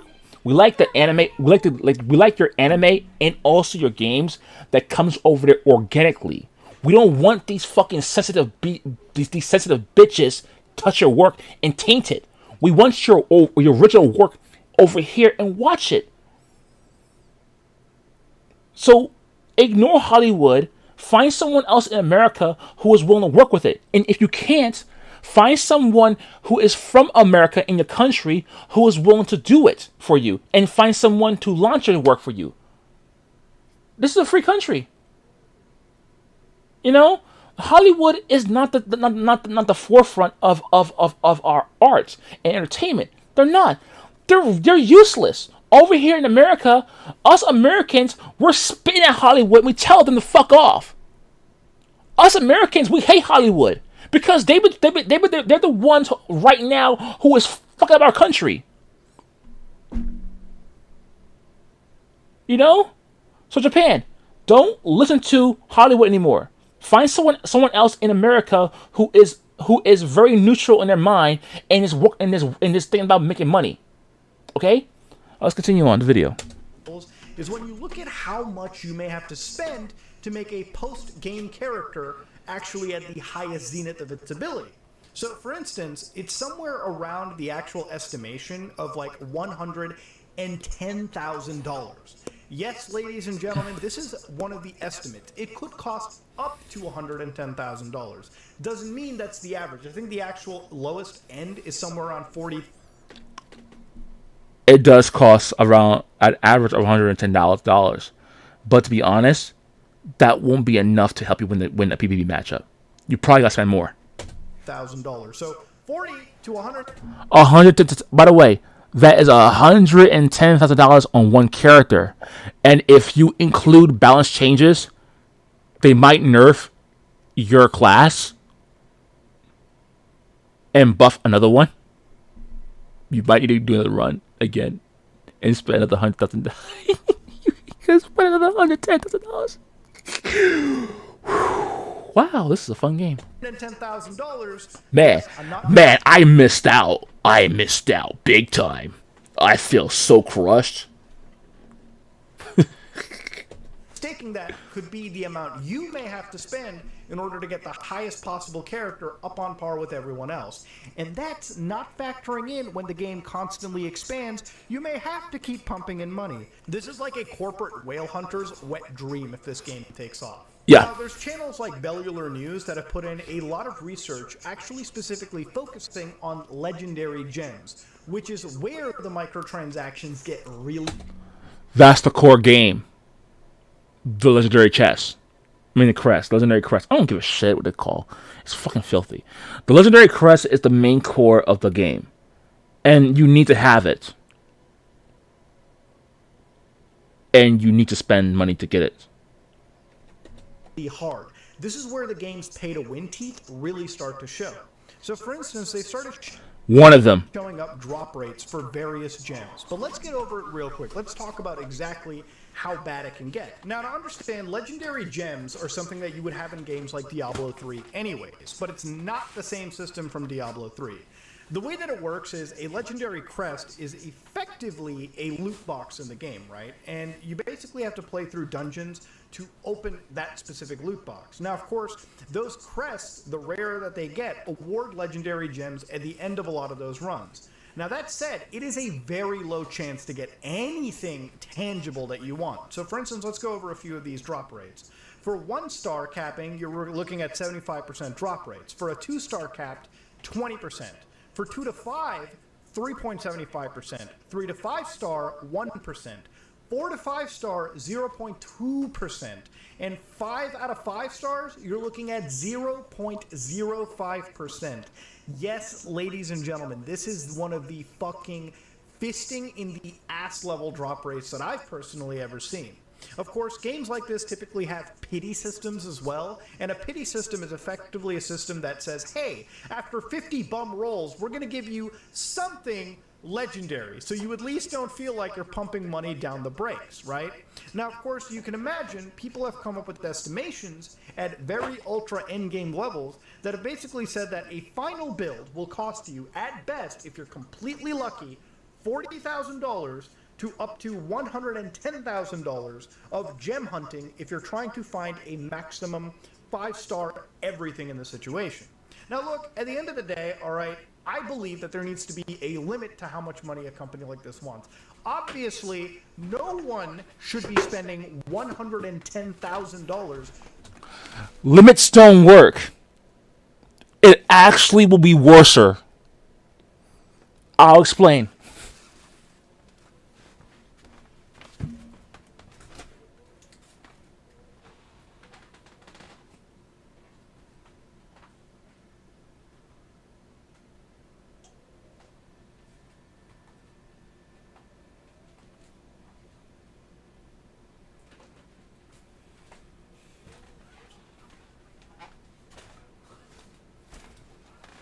Okay, my nephew is gone, so let me get a little bit perverted with this, okay?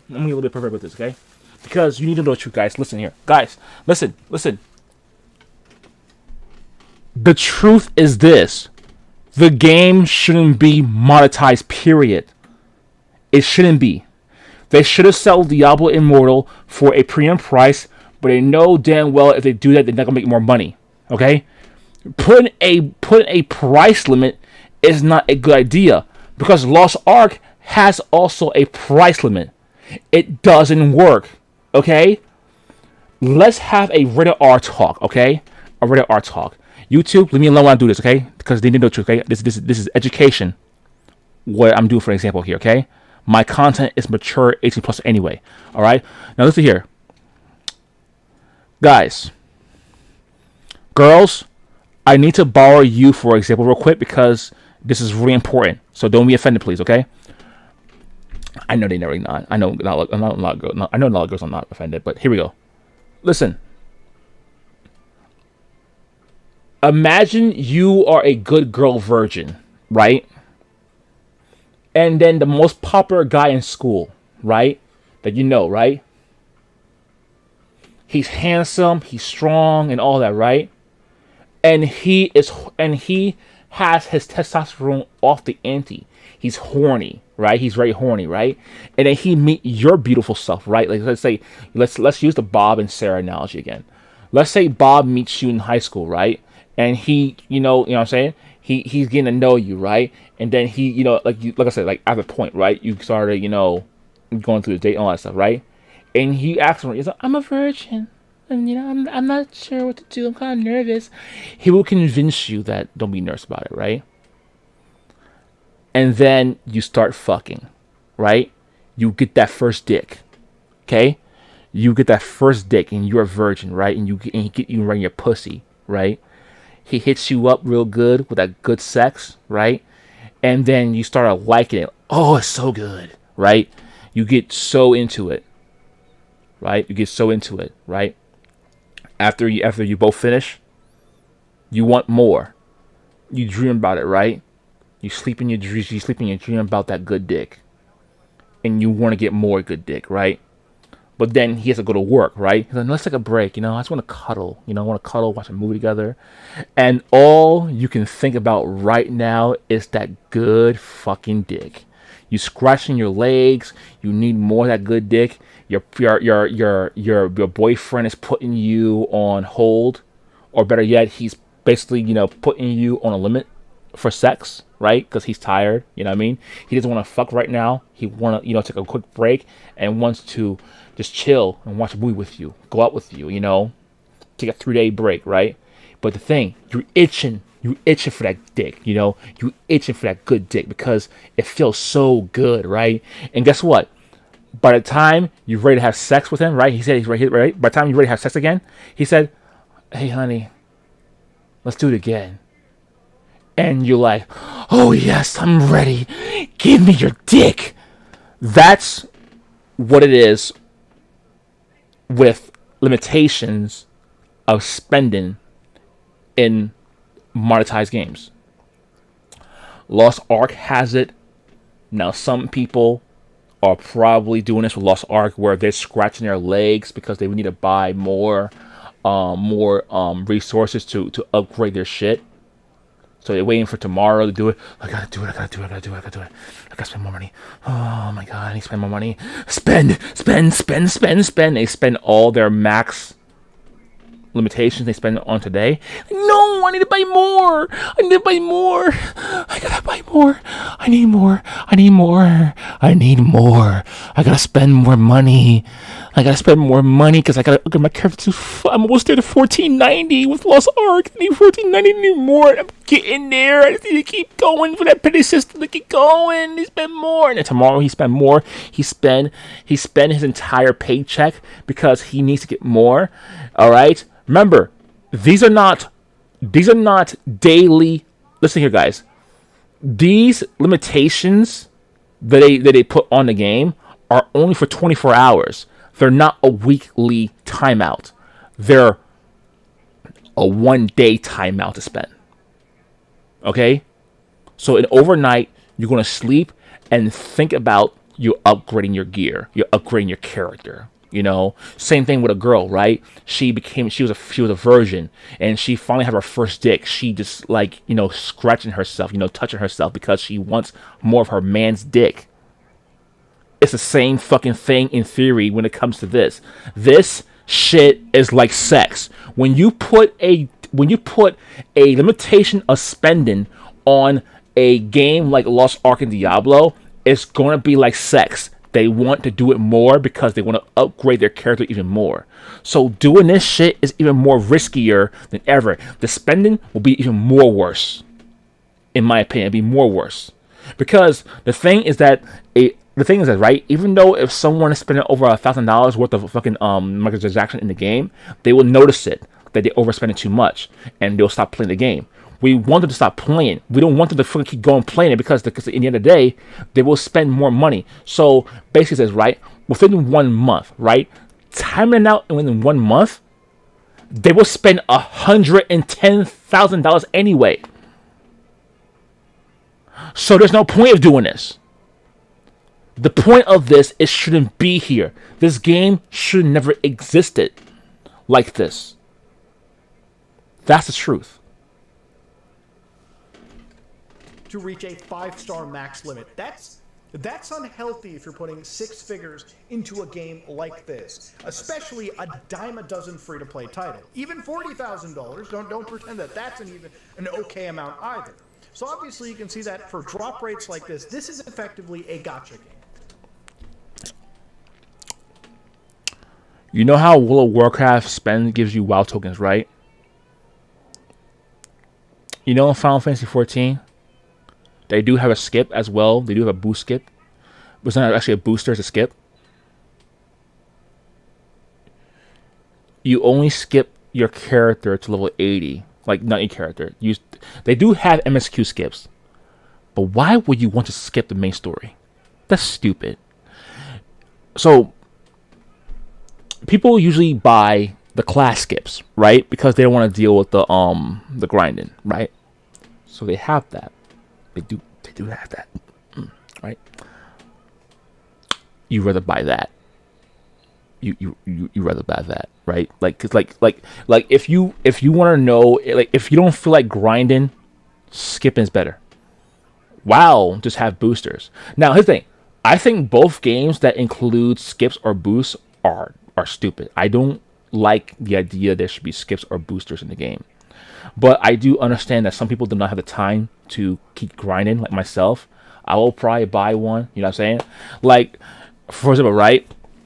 Like, I'll say this, right? In Final Fantasy, right, there are like there are two classes I want to play, and that is Lancer and Dragoon. I do like Bard, but I don't like playing music and shooting arrow. So that kind of like ruins it. That kind of ruins it for me. So I'm not really interested in playing Bard. So yeah, that's kind of like out the dealio. So Dragoon I'll play, right? But or Black Mage, right? I'll play Black Mage or Dragoon, right? But the thing about Dragoon and Black Mage, right? They're all the way. You gotta start from the way beginning to, you know, from here to point A to point B. Now, I did heard the Black Mage quest is really good, so, you know, yeah. But yeah, I do believe it's really good. But the thing is though that I don't have the time to do it. I have to clean up my fucking home, for God's sake, and my nephew is in the house as well. He's a troublemaker, you know what I'm saying? You know, so like when it comes to monetization to like skip a level, I'd rather have the skip the level thing than what the fuck WoW's doing, because the things that you need to be engaged in the game. Now, here's the thing: Final Fantasy, right? They don't skip you to the end game level. They only skip you to 10 levels, but like 10 levels below the end game level. So you're going from level 1 to 90. No, level 1 to 90. You're going from level 1 to 80 when you skip. And then from there point on, you skip to there. Like, no, sorry. So once you get to level, once they skip you from level 1 to 80, right? Then you start doing the grind. Now, I'm okay with that because you're still grinding regardless. You know what I'm saying? And I would rather skip to level 1 to 80 because level 80, the trust system is unlocked. So it's going to become more easy for you to grind through the levels and, you know, get into that prominent gear. So I do like, you know, if when it comes to me being reasonable, when it comes to like monetization, I do like how Final Fantasy does it, because Final Fantasy, they don't put in all the costumes into the store. The only costumes they put into the storefront are DLC costumes from characters. These like cosplay characters. So, like, they put the cosplay cast of their NPCs of the MSQ. So like here's an example, right? Lisa's like, for example, Lisa's Scion gear and her secondary Scion gear is on there, and her Stormblood outfit is in the store, right? That's Lisa's that's Lisa's outfit, right? Your Stella's outfit is in the store. Krill, Estidian, all these other big prominent characters in the game, their costumes are in the store because they're the main characters in the story. So I understand that. But if you want like a customization outfit that is like not based on the main character, you get them in the game.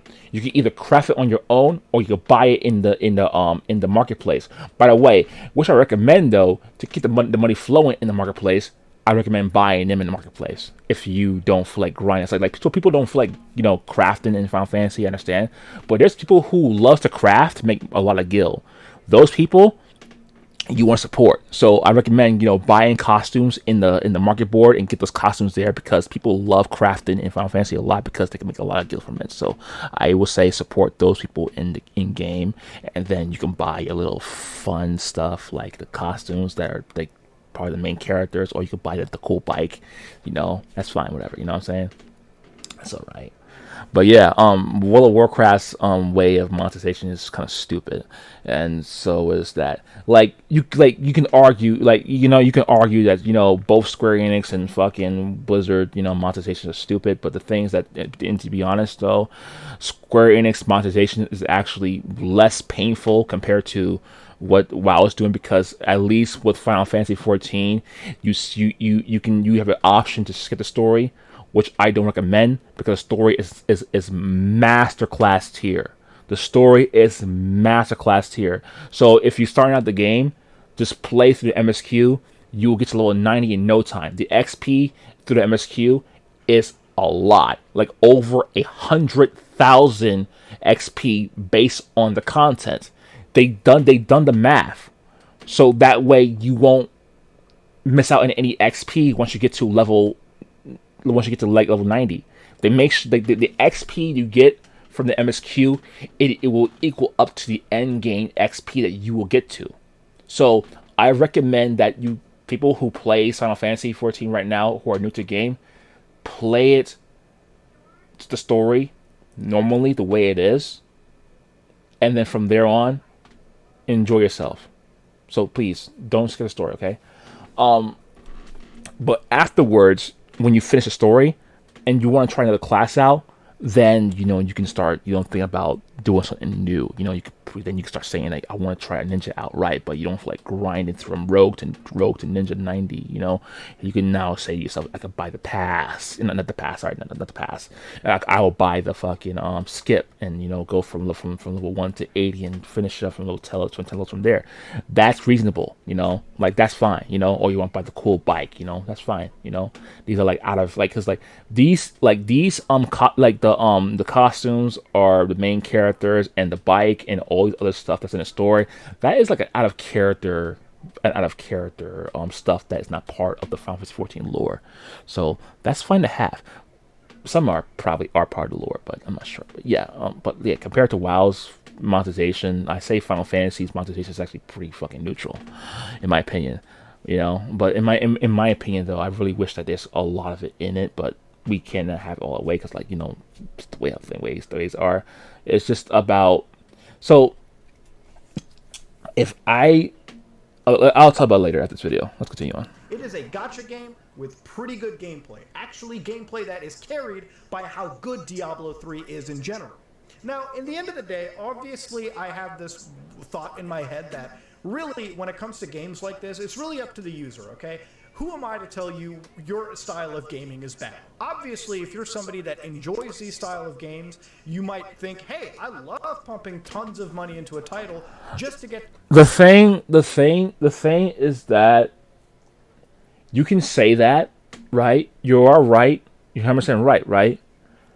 But if you grew up in this, if you grew up under these developers and publishers that makes these prominent IPs, you gotta understand, the corporate market the corporate people will follow the money. You see, Activision really wants to go all in mobile. That's their focus. They will do some PC ideas, but they don't give a shit about PC anymore. Honestly, in my opinion, Activision Blizzard, they don't give a two shits about PC anymore. They really don't. So, in my opinion, I don't think you probably want that, but we can't control what the corporate thinks. Sometimes the corporate things go the other way. Because like, look at Nexon. Nexon, they stopped making games for PC and they all in mobile. So, is Blizzard dead? Yeah, they're dead. They're going to be dead. World of Warcraft, if Dragonflight sucks, they will have 5 more years to live. Depending on the next expansion after Dragonflight, of course. They have probably like 5 more years to live. Most likely. So, yeah. To the maximum spread, hey, feel free to do so, right? Obviously, that's your prerogative. Obviously, there's got to be some level of age gating as well, too, because what we're seeing here is a straight-up gambling house. This is not a game anymore. This is a fucking casino, okay? Bro, we try to age gate since fucking 2010, bro. we've been trying to do some age gating since when World of Warcraft came out. You can't age gate this shit. You can't. You can easily lie about it. What you gonna do? What you gonna do? Like, here's the thing. The only way you can age gate these kind of games and also age gate stuff like Second Life, the only way you can do it is when you put in a fucking legalization documents to prove that you are that age. Like, you need to ask for ID and also Social Security. And I don't think you don't want to do that. You know, before Second Life, they've done it before too as well. At Second Life, before you go to an Adult Swim, an Adult Sim in Second Life, you need to prove you need to have ID documentation in your account to prove that you're actually over the age of 21. That was before Second Life did before a long time ago, but they stopped that now because it actually wasn't privacy. It was in private. Matter of fact, it was more of like a security threat more than anything. People actually hate the idea. So, I don't think no companies will do this because it's a risk of privacy amongst the customers. So yeah, they're not doing this.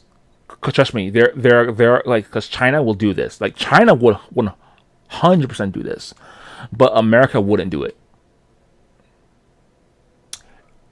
Honestly, if Japan does it, not Japan, but yeah, of course Japan as well. Not Japan, because Japan's smarter than this. But even so, I still want Japan to do this anyway, regardless, because of, monetization as well. Yeah. Honestly, yeah. Japan, China, and Korea, right? I'll say that, right? But the thing is that Japan and Korea are more mature when it comes to monetization, so the children are not really involved with that. Honestly, I do hear that like Japanese families are more strict with their kids when they're young until they're like 14, 15 years old and they start making their own decisions. But yeah, that's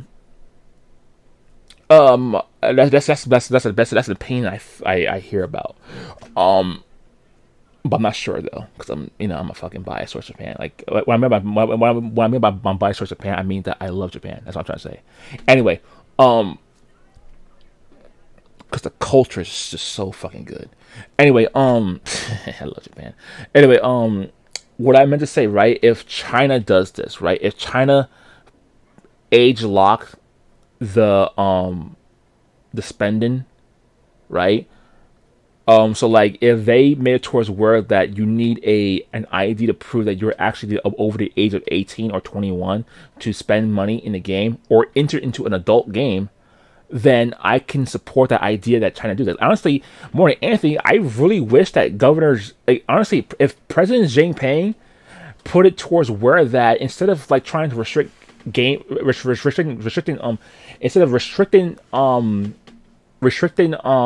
kids to play online, how about just put age lock it?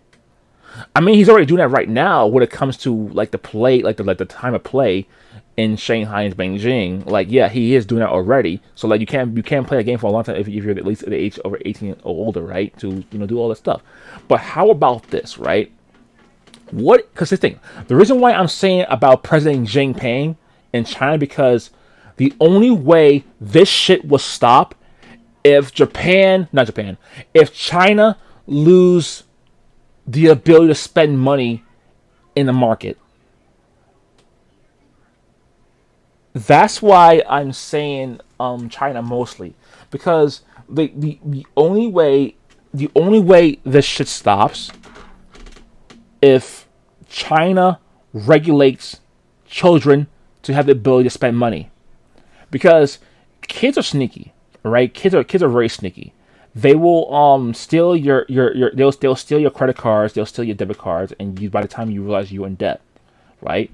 So, because like over here in the West, right, we'll beat our kids' ass if they do that, right? We will get a belt and whoop the shit out of them if they do that. Trust me, in the ghetto, your ass is done if you steal your mom's wallet.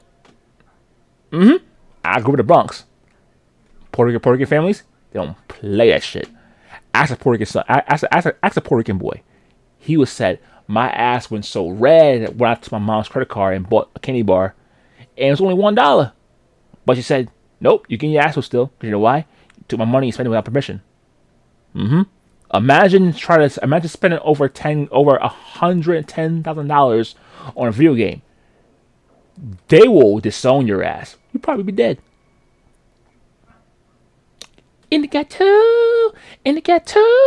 I grew up in the Bronx, guys. Okay, listen, guys. Like, I grew up in the Bronx. Okay, Puerto Rican families don't play in the Bronx when it comes to money spending. If you're a son or a daughter and you stole your mom's credit card or debit card, she will fucking beat the shit out of you.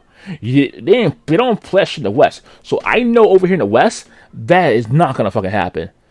I don't know how white folks handle it when it comes to like this kind of shit. Most likely, they probably throw your ass out the house probably and said they don't know you. I don't know. That's my opinion. But if the parents cannot get their kids to control their spending habits, I think if the government, like, listen, right? If the people cannot stop the government from being happy-handed when it comes to Chinese laws, then most likely, right? If I was in a country where that parents fail to manage their kids when it comes to spending money on monetization, what I'll probably do is where I will freaking lock away the ability to spend money on the game if you don't have a ID or a driver's license. And the thing is that if you're in you know what I'm saying? Like, that's all I'll do. Like, big likely to do. Because let's say this, right? Let's say if the child remembers your credit card number, right? It wouldn't matter because you know why? He or she don't know your ID or your driver's license, or your social credit score number. They don't know who that is. They won't know it. They won't fucking know it because they don't know they don't know what that shit means. So like, that's what I'll fucking do most likely. And the thing is that I do believe that the kids over there in China are most likely spending money on mobile gaming. That's most likely what's going on, because I don't think the adults are doing it, because the adults are too busy trying to fucking maintain their fucking apartment over there that fucking costs like fucking a lot of fucking money. Shit. So I do believe the kids are actually the ones who are fucking doing it. So in China. So it's either the parents got to find some time for their children and talk with them about this is wrong, or if the government gets involved again, which most likely will happen again because China's a fucking corrupt fucking government. I'll say more likely, if I want to control the kids when it comes to spending, I'll just fucking padlock the fucking ability to spend until you're fucking 18. Where you need to get your own ID. That's all I'll fucking say. Like I said, I'm not supporting China. I'm just saying, like, if it ever get to that point, they would need to padlock it. The ability to spend money on games until you turn to a certain age, and that will control that at a certain point. But also, you need to count towards the people who are 18 years old that has boyfriends who will willing to do anything for their girlfriend, and they're going to spend a lot of money as well from that point on as well. Now that's the thing, the 18-year-olds are in it too as well, and you can't control them either. You know what I'm saying? And I don't know what's the limitation, the age limit you get to a point where you can spend money at. Maybe in China it's probably also 18 as well, so I'm not sure. But also the 18-year-old boys who are starting to have their first job and they spending all their money and their paycheck onto a pay-to-win game like this, and the thing is this, right? What we gamers, right? The only way for mobile gaming to get weaker, and also for like games like Blizzard and Activision for them to stop doing this bullshit, the only way for this to end is for China to get hurt financially to not spend more money in it. Like once China stops spending a lot of money on mobile gaming and other monetization practices in games, this shit will stop. Once the revenue goes down, like about, I'll say probably what, like fifth, like what, 30%, and the only the amount of money they make out of it, what I'll say like what if they only make about what $3 million like a year from mobile gaming spending, then they will stop doing it. That's the only way. So like it's up to China, the Chinese people, not the government, because I don't want the whole fucking country to go full totalitarian. I do love Chinese people. I think Chinese people are lovely people, and I don't think they all believe on that bullshit what China and Chinese government are doing over there. But I do love the people there because there are people who are from China over here in America, and they're really really nice people. They're very polite, when you're not dating their children though. But yeah, if you're not dating their children, they're really nice with you. They're really nice. They're very friendly people when it comes to like customer service and all that kind of stuff. They actually are good people. But yeah, when it comes to like the government, yeah, that's a different story. Yes, but like I said, I don't want China to be overregulated towards the government. But I do think that the Chinese parents over there in China need to control their kids when it comes to spending. They really need to, and talk with them, and tell them to focus on their education, because the last thing you need is the government to get involved with it. Why would you want your government to tell your children what to do? You should be able to do that. You should be able to make time to do that for yourself. And there are parents over here that over here in America that lives in China. They train their kids to focus on greatness and success, than wasting their time with bullshit. So yeah. Let's just not mix hairs at this point. Now, I'll be completely real. Now, earlier in the video, I talked about having, a good central core game that could carry across a lot of people. Now, at the beginning of the video, I talked about having a good central core game. Free-to-play is here to stay, and obviously a lot of companies are deciding to go hit the free-to-play market. And obviously, not a lot of them. Final Fantasy ain't doing it. That's because you can get a lot more downloads and a lot more traction from the average player if you price your game at $0. Okay, you make a good core title. Like, for instance, I'll bring up Call of Duty Warzone as an example. I'm not the biggest COD fan in the world, but I can at least say that Call of Duty Warzone probably has some of the best shooter mechanics. Here's the problem of playing Call of Duty Warzone on my computer. It's over about 100 gigabytes to play it. Okay, it's the ability to play this fucking game is fucking expensive. It really is. I'm not saying price wise. I'm talking about fucking memory size wise. It's so stupid. For a battle royale game, it shouldn't be this fucking high. I hate the idea they merge it with their fucking base game. It's so stupid. Out of any battle royale or first-person shooter, by far, compared to like other games. I'm not a big fan of stuff like Apex. I like Rainbow Six Siege, but when I just want to turn my brain off and play a shooter with some friends, Warzone is always there. Nobody has to spend any money to get into this game. True, that's very true. That I'll agree to. Besides the balance issues. Besides that is true though. Now, because it's a good game and I enjoy it, sometimes, occasionally, I will purchase a skin, or I will purchase a weapon. Yes, it'll be like $10, but for me, I kind of treat this as sort of a tip. And I think that's where microtransactions make the most sense, right? Like, if you create a good free-to-play game with constant, consistent updates that are still free to the average person, and you give the option for whales or, players with disposable income to help subsidize that, I think it's a much better proposition. And clearly it works, because if it wasn't, these games would not come out as free-to-play anymore. Clearly, they do have people purchasing skins. We used to go from a point where once these games came out, they made us buy each individual map pack or content expansion. That's just it. And that's all you have to do. If you put the market value, if you put your marketing value monetization towards the skins, it's fine.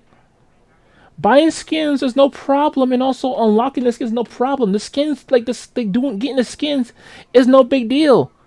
Hell, Apex is a shit game, but I still buy skins for it. I got the Hellcat from in Apex. It's a nice skin for Wraith. Although I stopped playing Apex for a while ago, but here and there, But Yeah, and also in Fortnite, I got a lot of skins in Fortnite. The skins in Fortnite are really gorgeous. You know, skins over there in Fortnite are really nice. Buying skins is no big deal. I'm all for playing free-to-play games when it comes to the skins. Like League of Legends. League of Legends is a free-to-play game, and it's only based on your skills, you know, and the skins are just there for cosmetics. You know what I'm saying? Fix solo queue still. Solo queue still shit, though. Fix solo queue. Fuck, right. Fix solo queue. But yeah. Yeah, it's good. For like $20 each, you know, every once in a while. They found it a lot easier to keep everyone on the same track, but then obviously release expensive skins to subsidize their core title. Now, of course, your core game has to be good. Warzone is enjoyable to play, which is what... Correct. 100% correct. Your core game has to be good. When the core game is good, then that means they'll spend more money. Like League of Legends. League of Legends core game is actually good. Despite the solo queue game for being shit, the main core game of League of Legends is actually really fucking good. I'll be honest about that. Okay? It's just solo queue sucks. The game mode solo queue is just trash. The base game itself is really good. The mechanics in the games are really good. The champion kits are really working really well. It's very fluid and sleek. Most of them have actually been updated to make it fluid and sleek, so it could be easy to farm and easy to to experience without being very wonky about it. So most of the champions that have been updated visually and also mechanically have a very sleek handle when it comes to playing them. So Riot does update the gameplay of their champions a whole lot. I congratulate them for keep doing that. They keep the game simple and also sleek and fluid to play. And they keep doing that. So I do believe that Riot did a great job when it comes to updating the game on Season 12. And I do believe in my heart that Season 12 is a very successful season. It really is, in my opinion. The only problem with League is the solo queue. I repeat myself. Season 12 is a good solo. Season 12 is a really, really great patch. It's a really great patch. It's just that solo queue sucks bad. Like, if more than anything, if you want to take like a couple hours playing League of Legends, just play normal game mode and just have fun goofing off, doing some fun shit with your champion that you have to play, and just unlock the achievements and all that stuff from your character, and just buy some skins. That's about it. But yeah, don't play solo queue for the Victoria skins. It's not worth it. Solo queue is very messed up right now. So from I think Riot is focused on casual players right now compared to before. So that's fine. I don't care. Because the gameplay is really good. The solo queue is just fucking shit. I put money into it. For a game that is a mobile-oriented title like Diablo Immortal, yeah, sure, the game is there, but the value proposition is thrown away by the fact that you could buy games like Diablo 3 or Diablo 2 Resurrected for a much sort of, cheaper price. I mean, granted, they're not free games, but pay $30, $40 once, and you get a game that... You pay up front, you get everything unlocked. Like the good old days. Lets you play it as much as you want and actually gives you a fair amount of rewards for a fair amount of gameplay is something that I think is far more better than obviously getting a free-to-play title where you're constantly getting fisted for the most tiniest of rewards possible. Of course, selling a $30 game versus selling a free game to download and play all the way to the quote-unquote end is a much more harder upfront proposition. But again, comparing this to the value, I can very easily buy games like Diablo 3 on the Switch or Diablo 2 Resurrected on the Nintendo Switch and play that over this game and get much more enjoyable. Right, and from right here, in which I experienced, I played Diablo after they fixed all the bullshit, and this is the Reaper Souls patch. People and I know the hardcore gamers have talked a lot of shit about the Reaper Souls patch. I understand their feelings about it, but in my opinion, though, I think Diablo 3 is actually a very really great Diablo. It's really it's really great. I'm not saying it's the best Diablo because I haven't played 1 or 2, so I don't know if it's 1 or 2 is the best Diablos. But I played Diablo 3, and honestly, I really like Diablo 3. It's really fun, and I really am enjoying it. So I do support that. The only problem, though, I hate about Diablo, though, right, is that Diablo 3 is fucking DRM, and I can't play it offline if I close the Battle.net. So fuck them on that point. Gameplay hours. That's why I stopped playing it. Like the reason why I stopped playing Diablo 3 because you need internet to play it. They don't have an offline mode, and it sucks. Then something like Diablo Immortal, which by the time I hit the end, it's do I pump in money or do I spend hours, days, weeks grinding for something that isn't going to give me a tangible reward in return? That, I think, is the real question. Hell, let's look at the pricing for games like Diablo 3, even physically. A copy of Diablo 3 that does not even require you to be connected online. I got it on sale. In the first place, you can play this completely offline in the sanctity of your own local network connection. Like right now, if I was to pay $62 to get the Switch version, I could play Diablo 3, a very good game. Portable, 60 frames per second, even splitting up a... I can't even play Diablo 3 offline. I really couldn't. Like, the console versions are probably way better than the PC version. I'm kind of sad about that. I'm stuck playing it on Battle.net. I hate this. Like, if I disconnected on fucking internet, I'd probably, fuck this game.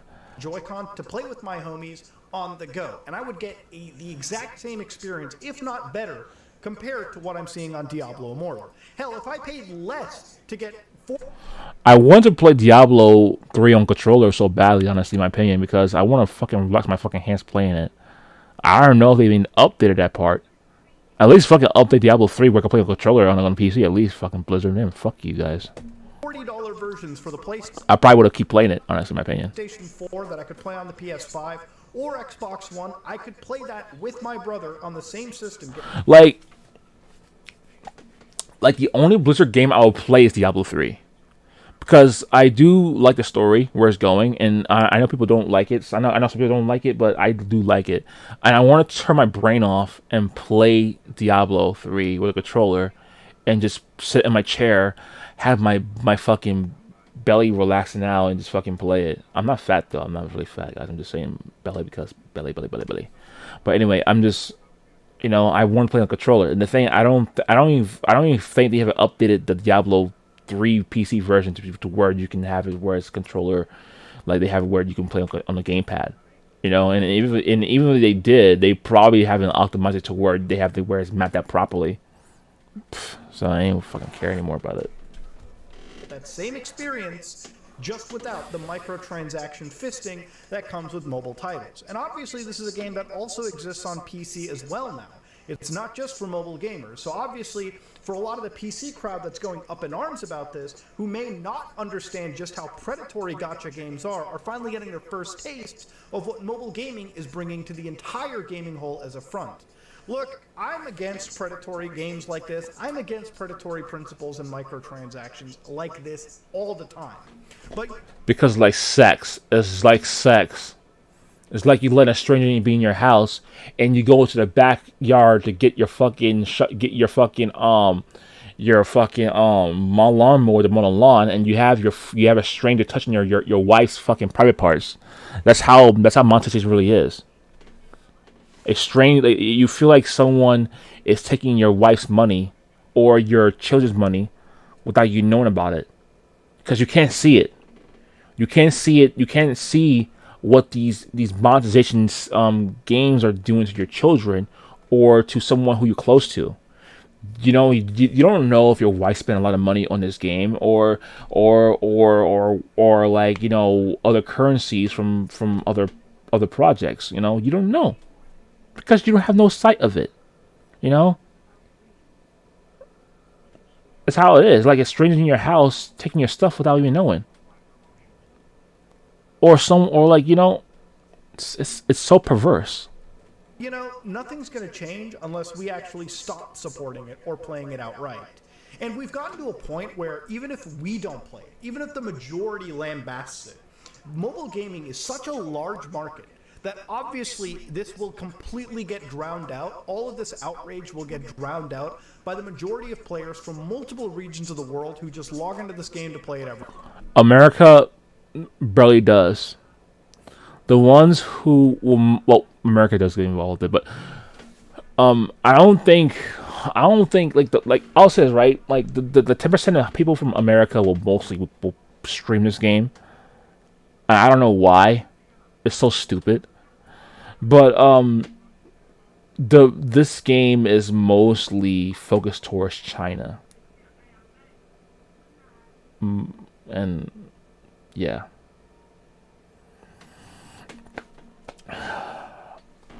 Like, I don't know, man. Like, there's something wrong with the Chinese market, man. There's something wrong with them. I don't know why honestly, I think it's the work time. I think if they make it towards where like work hours are fair, then these some parents and can watch their kids what they're doing and also play these games with their parents. Okay, so guys, here's the truth, right? These things can be regulated if these fucking old farts can understand what's going on. Because the only people right now that can stop this shit is people like Ben Shapiro, Ron Paul, and these other Republicans and some other moderate Democrats who knows about this practice. Because we push back against EA from doing this shit, so we can definitely push back against some shit like this from happening from globally. Because his thing, right? If we can push Activision Blizzard from having this game in our country and put it somewhere else to a different country to focus on them, that's fine. Here's the thing: if you want to listen here, Blizzard, if you want to Activision Blizzard, if you want to do Diablo Immortal and keep going with it, fine, go ahead and do it. But push that fucking game away from my fucking country and give it to another country that is dealing with it.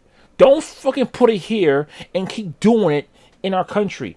Go somewhere else and do it there. Not in my country. Fuck you, alright? Fuck you for doing this in my country. Take that shit out, remove it from the PC, period, and put it somewhere else.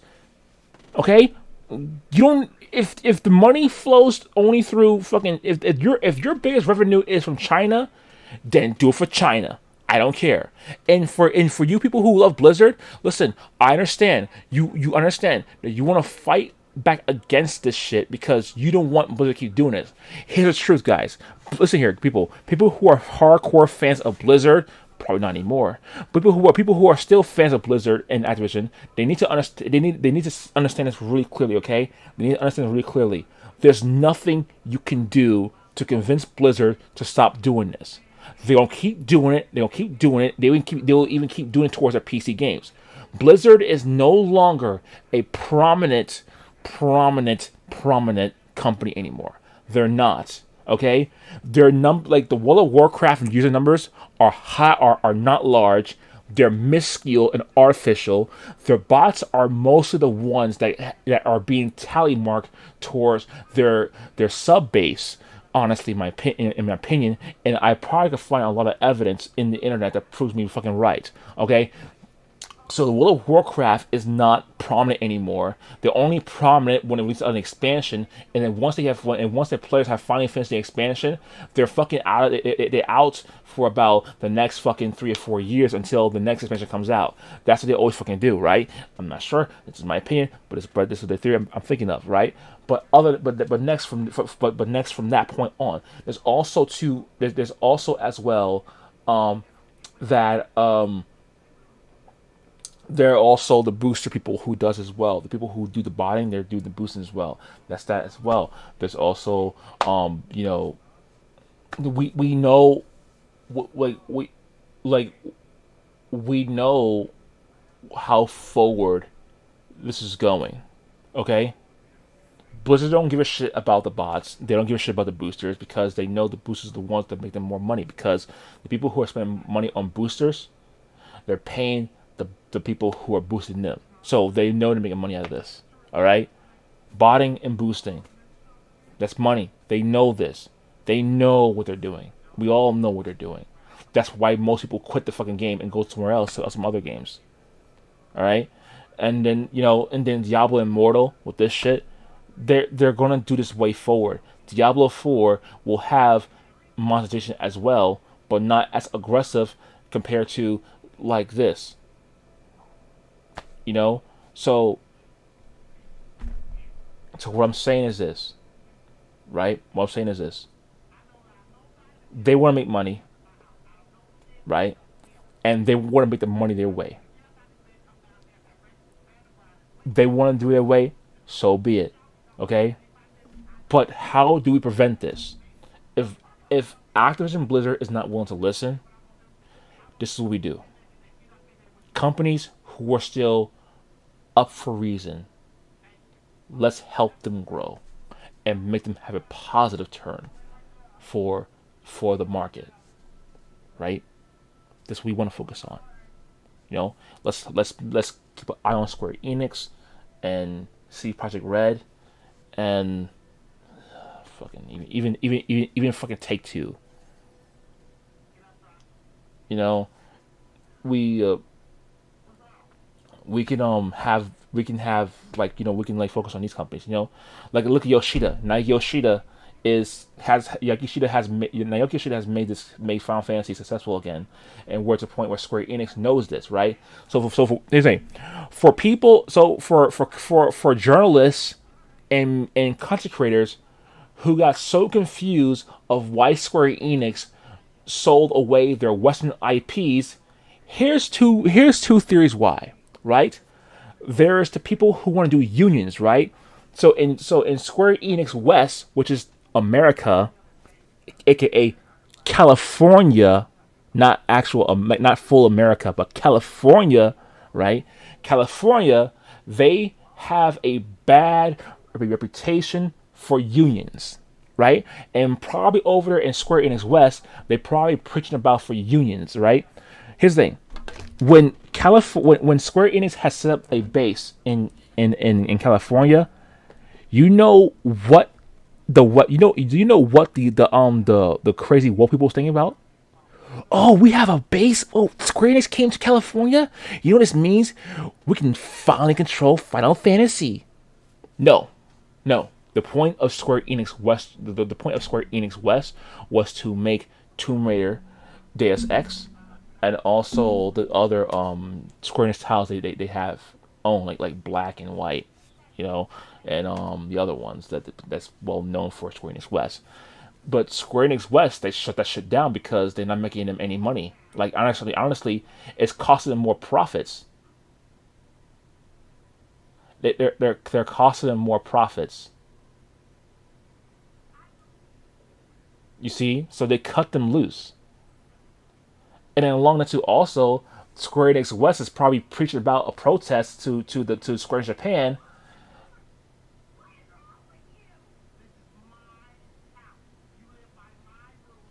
Sorry, much Medita.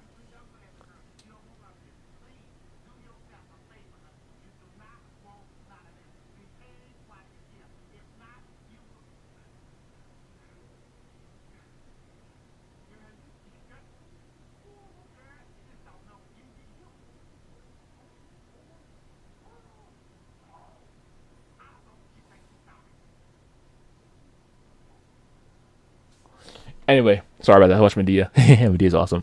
Anyway, so what I was trying to say is that, like, they're probably, and then what was probably going on in Square Enix West, they're probably saying about, if you don't let us, you know, take a look at Final Fantasy 14 or Final Fantasy, the old Final Fantasy games like the Final Fantasy 7 or the Final Fantasy 1 through 9. You know, if you don't let us, you know, take a look at it and see if it's you know, if it's like, you know, if it's fulfill the sensibilities of this country, then we would just quit. So guess what? Square Enix says, fuck it, peace. Then I'll cut you out.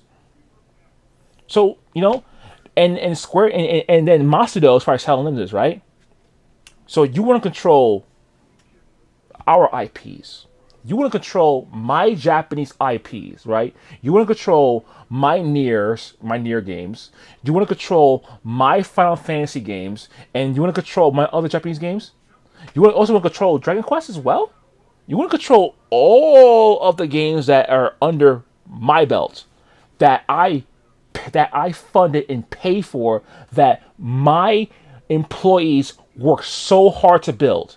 that became successful, that made this company so much money. The only company over in Japan, the same branch that made me so much money, and I wasted all their money that they have worked so hard to build on this company, and I wasted it on the West and gave me shit. You guys made Tomb Raider. You guys was doing Marvel. You guys was doing the black games and the white games, and you guys didn't bring in no fucking revenue. Why the fuck would I want to give you control of my Final Fantasy games? Matter of fact, I even let you, to look at Final Fantasy VII Remake to see if it actually qualified for healthiness for the for the West. You guys fucked me over with that one because actually, that game was supposed to make a lot of money. You know what happened? It did make a lot of money, but it didn't make the money I wanted to see because I listened to you.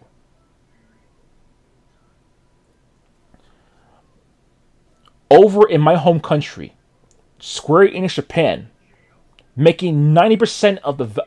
Matter of fact, Final Fantasy XIV is making 90% of the income that is pretty much carrying my company. Honestly, if it weren't for Final Fantasy XIV, I'll be fucking broke. You guys are... Final Fantasy XIV is making 90% of the profits versus all three of you. You did shit, you not doing good, and you are doing pathetic. How come three of your guys' games that you guys gave me are losing to one game? So you guys want to fucking dictate my shit? So here's the thing, I'm going to here, right? Naoki Yoshida is right. We need to focus on creative content. We cannot afford to follow this path of what the West is doing. We can't afford it. We're Square Enix. I've been through this shit before. I'm not going to again. Square Enix has been through before, okay, guys? Before Final Fantasy even existed, they was under bankruptcy. Masudo is not going through that shit again. That guy is paranoid of going through bankruptcy. And if he knows this, if he tries to do this shit, he knows he's gonna lose a heart attack. He's gonna get a heart attack. So he's not gonna risk it. So he's going to make sure that Final Fantasy still stays strong and is under a good leadership. Guys, listen here. Square Enix, okay? Yes, Square Enix has their bad history, okay? Okay, they do.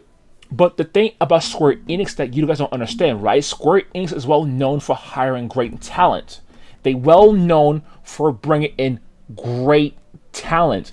And don't forget, in Square Enix, right, there is an American guy who works at Square Enix, and his name is Koji Fox. He does work at Square Enix, but also he's also smart. He is trained under these people on Square Enix to know what is good and what is faithfully good, and know what to bring to the table when it comes to voiceovers. He knows that, and when it comes to he knows that Naoki Yoshida, he wants every detail right. It needs to be the right voice at the right voice for the right characters. That's what he's about, and he knows this. Okay, he was taught well. He was taught really well to do this. Okay, so Square Enix has a lot of talent. They are built by talent. Square Enix are well known for hiring great talent. The only problem is that they mess up their rotation when they hire a shitty talent. Okay, they hire someone who was a game director of Final Fantasy 14 1.0, and the guy they hire for this guy, the guy they hired to do Final Fantasy 14 1.0 patch before Yoshida even existed, he was horrible. He didn't know what to do. That was the mistake. Square Enix is all about hiring high quality talent. That's what they're well known for. So if people are so shocked that Square Enix sold their three games for only about 300 for only $300 million, So what? He don't care. He wants to get rid of it now because the woke people are under Square Enix. They're crazy, they're corrupt, and they want to control his IPs. He is not going to touch it. So he said, fuck it, I'll sell it somewhere else. He knows what he's doing. He doesn't know how to make video games, but he do see video games. He see Yoshida work. He see his entire team working on these games. He see the talent. Square Enix has a lot of talent. If they have one person in the team that is a fuck up talent, they'll fire them, or they'll tell them you can quit. You know, that's how quality are. It's about quality. From point on, Square Enix is all about quality towards hiring for the PC branch.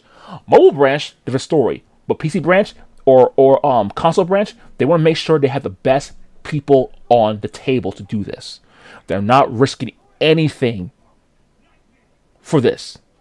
They're not risking anything for this. Not even for some fucking activism bullshit. They're not worth it. It ain't worth it. It ain't worth it for them. They fucking know this. So if you guys are so confused about the them selling off the IPs like that, you guys gotta understand. Quality is his main focus. He tried to be quantity. Like he tried to be quantity when it comes to the Western IPs because he don't give a shit about the Western IPs because he knows that it's over where he's at, it's good. But then he starts seeing the numbers, right? That the quality games that is coming out of Japan is actually doing really damn good. So he knows so Masudo knows that he's not trying to go for the big numbers that Activision are trying to do, or Take-Two trying to do, or EA trying to do. He's trying to make sure he's trying to sustain the numbers to where it's like he's making a lot of money. He's making a lot of money, but also, to make quality, because he knows that if the quality games comes out, he makes more money because he wants to beat his average. He beats his average value sales that he predicted. Then from that point on, that's what he tells you, like, okay, the quality games are actually working. Let's keep making quality games and let's make sure that everything goes flow. There we go. I'll let Yoshida handle the hirings of the talent for his division, the Creative Business Unit. That's his thing. Final Fantasy. I'll let Yoshida and his team focus on the growth of Final Fantasy. They will continue on with the sequels until they can, until they find something new to do. You know what I mean? So they like Yoshida's side will handle the sequels of the future Final Fantasy franchises, and then the other people will work on like the origins and or some other projects for Final Fantasy. They'll do that kind of stuff, and then it's also Dragon Quest and it's also the Nier stuff. Like they will work on that. But other than that, I'll sit down. I won't interfere. I will let the money flow. Yoshida is helping this guy. Yoshida's probably talking with the executives like, we cannot release our quantity. We need to make sure the quality of the games is there. That's what's important. That's what's different. This is why I praise Japan so much. Not because Naoki Yoshida is there. Not because of these big prominent directors and the game designers that are over there in Square Enix that works on Final Fantasy. Not because of that. But the thing is that Japan has more talent to offer versus the less talent. So if they have one person who's bad at their talent, they'll just fire them. And they'll bring someone who actually has the more ambition, passion, and the merits of their talent. That's what they do. So what sticks out mostly is talent. Japan has more talent there. They have more talent to offer. Same as Korea. Korea is bad at storytelling, but they have people over there who are probably love to make good gameplay. Like Korea are probably really good at making gameplay combat designs. To be honest, they really are fucking good. They are. Look at Terra. Terra had a potential to become that, but they got too greedy with it. So the Asian market has a lot of potential when it comes to this. Actually, not potential. They already are. They already are fucking. They already are actually are at their prominent prime when it comes to this. Like, look at George R. R. Martin. He managed to create another lore folk tale be told through Elden Ring with his story. He created a new story, and and Elden Ring has George R. R. Martin's story in it, and he created his dream. You know what I'm saying? He probably they probably said if you want, you can work, tell your story in an Elden Ring game, or you go, to America, and they probably, hell no, I'm going to Japan. you know,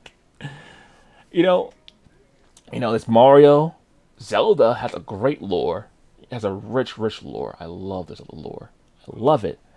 This is why I love Japanese IP games, because the Japanese IP games have so much lore, and so does the anime. The anime is so much lore.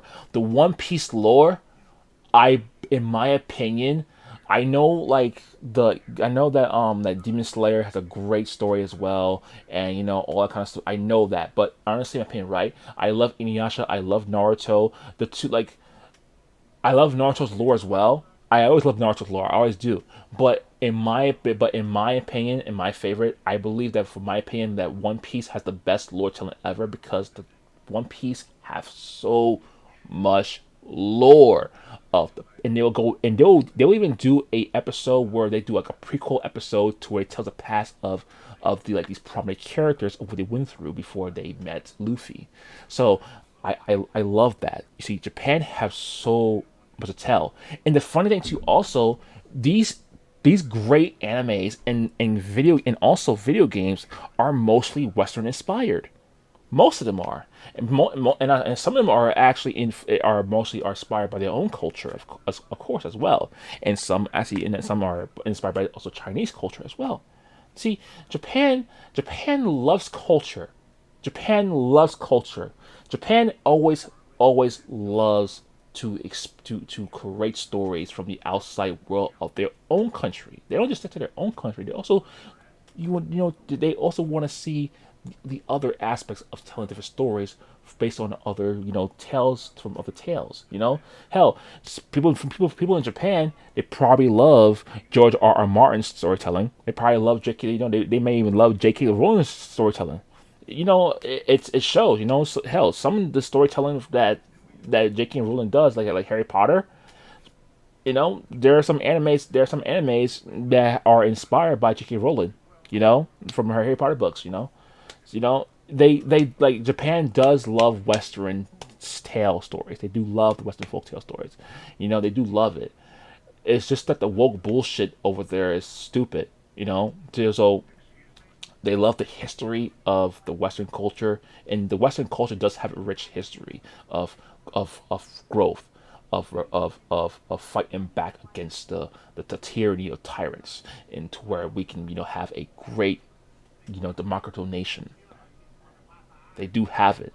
Matter of fact, because of the stories of them fighting back against tyranny, is what inspire most of these Japanese animators and also gamers, game developers, to do this kind of thing, because they've been living under a military empire for over years until World War II. So, this kind of things is kind of passionate for them. Even telling war stories, because even this they will love to tell. Japan are very these Japanese developers and these these anime developers, these game developers. They are so passionate people, and this is why I love Japan so much. I love them for their passion, the culture of exploration, and all of this. Hell, one day I wish I could live there and retire there. Maybe one day I probably will. We'll continue on the video. Every once in a while. So I've gotten to the point where, yeah, I guess you should play the game up until you hit that pay-to-win wall. But be understanding that if you want to be at the ultimate... Well, buddy, Diablo Immortal isn't that bad if it's kind of fun. Scott, they baiting your ass, dude. It's fun for until level 50, dude. Oh, God damn it. Zenith of this game. The final God. Scott, the amount of money you spent on League skins will not even justify Diablo Immortal. Arc of it. You need to absolutely be willing to put in an ungodly amount of cash unless Blizzard changes a few things. I don't support this practice, but all I can say is if you enjoy this game, play it, but once you get to the end, please do not contribute to the absolute whale-requiring economy that these games desire, because once you start doing that, you'll see this bleeding more and more into AAA gaming that you... Not really. I don't agree with him from this point. There are some companies out there that cannot afford to do this. Like CD Projekt Red, they cannot afford to do this. And they fucking know it. Square Enix, they do it, they do, but not as much compared to what they're doing on Diablo Immortal. No, they cannot afford to do this. They cannot. Capcom, they cannot afford to do this either. Listen, guys, look. Guys, listen.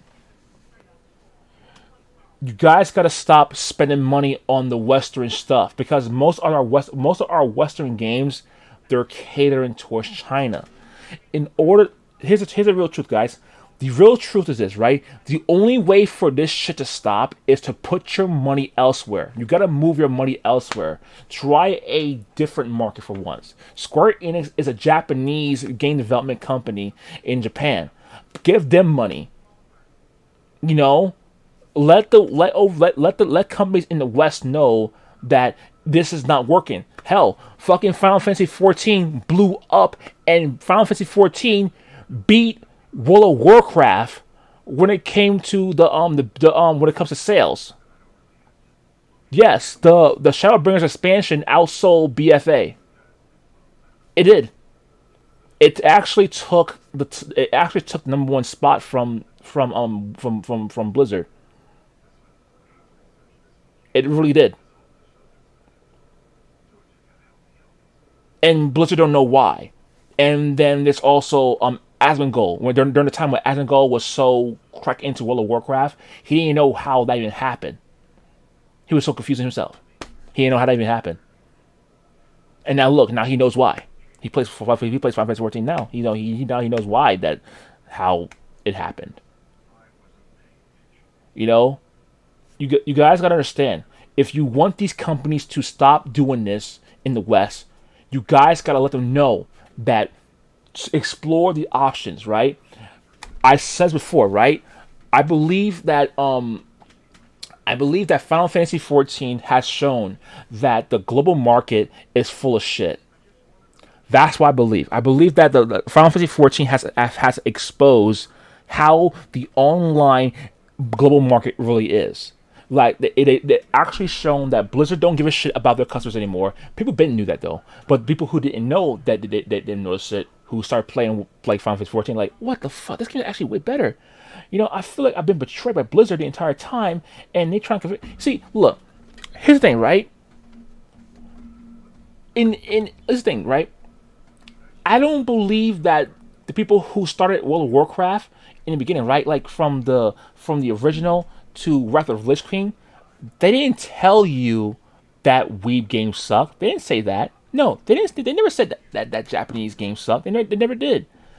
That like these people who worked on the game when they first joined, when they first created Blizzard, right? The people who originally worked on Warcraft, the Warcraft genre and World of Warcraft, they're just like Yoshida. They just love making video games. They love making video games. They love the idea to create a big world their own and create this kind of war front, faction war.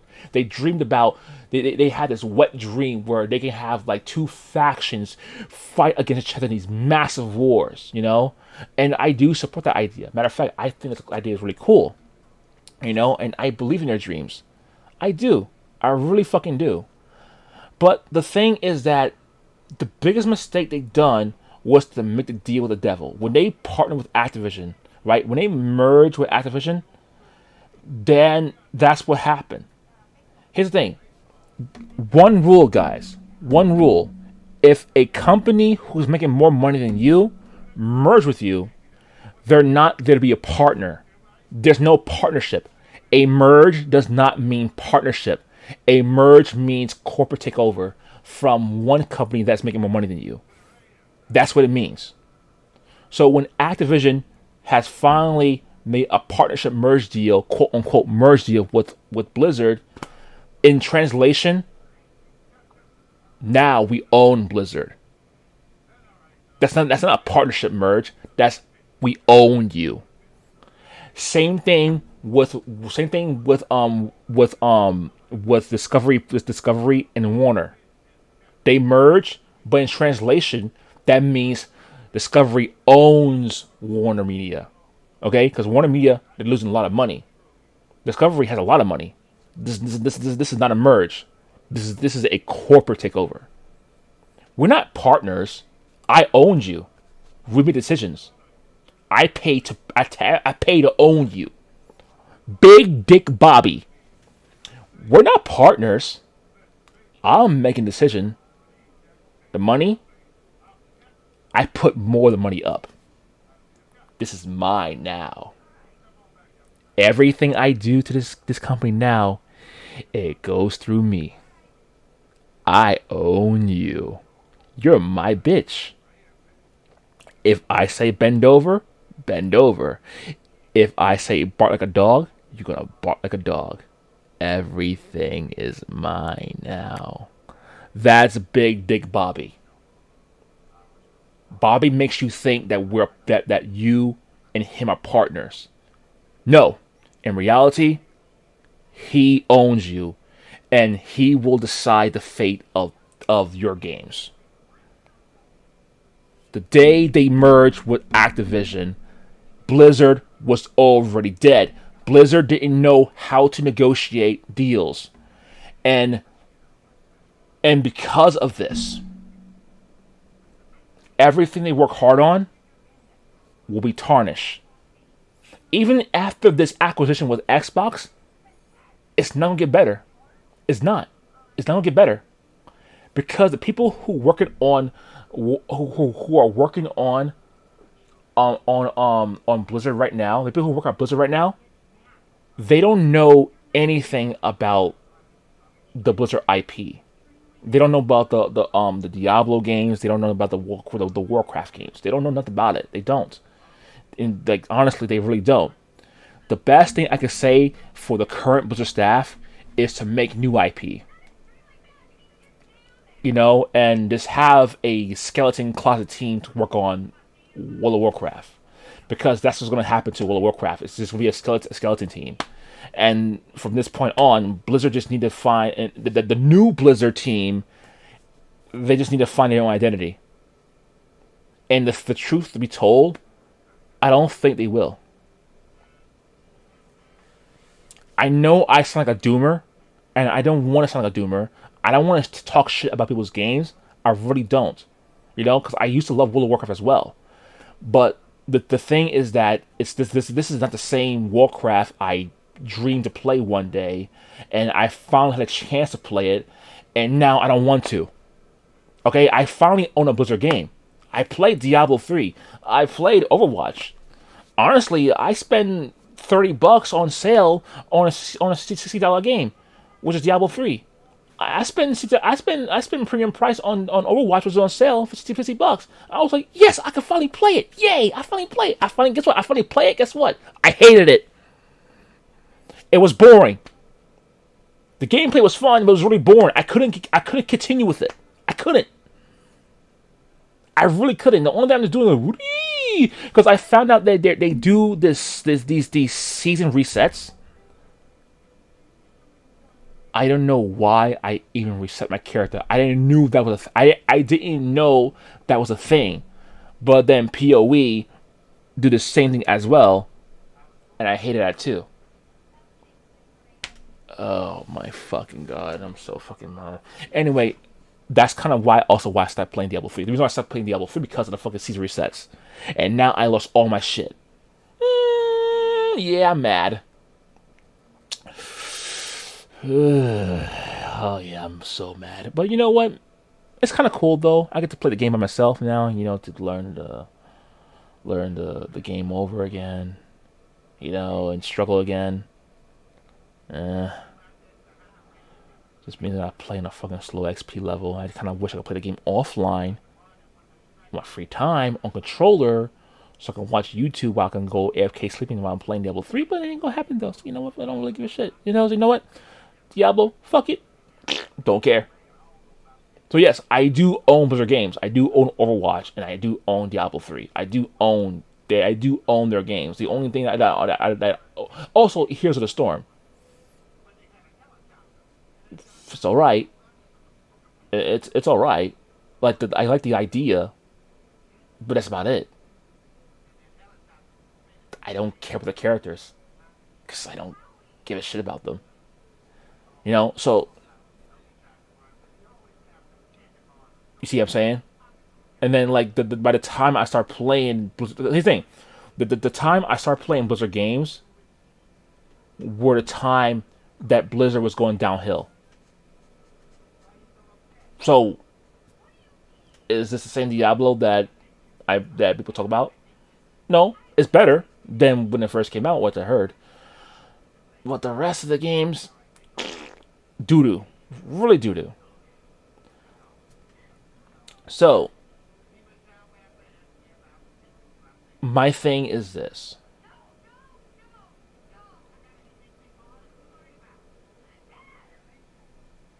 So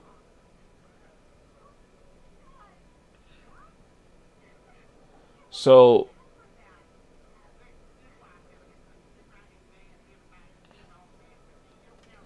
sorry, I watched Medea. Medea is awesome.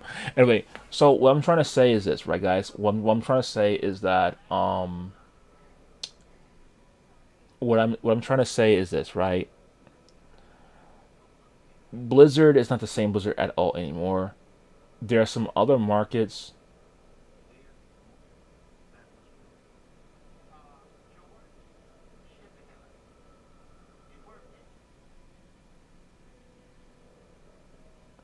Like but yeah, what I was saying again, sorry about that. I was trying to get the idea again. So what I'm trying to say is this, right? Is that the other, if you guys are still into the old Blizzard, there are the other Blizzard people are doing their own thing. They're going to they're doing they're doing their own thing. They're working on new projects. Some of them probably retired from gaming. Period. Hell, Riot Games, they have a they have Blizzard veterans. Like I'm not sure. I'm not sure all of them are in Riot Games, but like Riot Games does have Blizzard veterans. They do have them in there. They used to be there. Used to be there at day one. Ghost Crawler, he's in Riot Games. He's working the MMO. You know, Ghost Crawler been working at Riot for a while now. You know, most of the champions are most of the champions are for most of his ideas. You know, yeah. You know, there's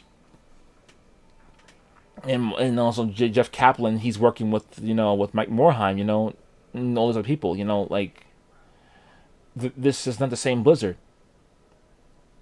Like I said before, Blizzard needs to fucking do their own thing, but we know they're not gonna do their own thing anymore because Activision won't let them. It's no longer Blizzard anymore. It's now Activision. So until you see something new and creative going on with Activision, which I'm sure is not gonna happen. So what do I think personally, in my opinion? So like I said, this is an opinion. Somebody don't get mad when I say this. I think in about 5 years, it's no longer called Blizzard anymore. It will no longer called Activision Blizzard anymore. It will now just be called Activision. That's it. And the development team is Blizzard Entertainment. So Activision is going to control their logo on everything. That's it. That's the fate. Yeah. Sorry, guys. You could see right now. You'll see this bleeding in more and more to games that we see on console devices and PC devices that are typically catered to more. Oh, yeah. You will definitely see this on Diablo 4. 100%. This is not going to stop. This is not gonna stop. You're going to see us in Diablo 4. I can't fucking tell you. And guess what? They're gonna lie to you about it. They're gonna hide this shit so good, and the only time you're gonna notice it is the same way in Diablo Immortal, until you reach level fucking 50. More hardcore gamers, not just mobile ones out there. Because ultimately, this is a world that most AAA gaming companies want. But it's not a gaming world that I think we're going to benefit from as much as these fucking companies are. Well, yeah, because they're waiting for us to die. That's the truth. Listen here. If you guys have kids, right? If you guys have kids, and for myself, one day I will have a child. I know one day I might have a child one day. The last thing I want my child to do is to grow up into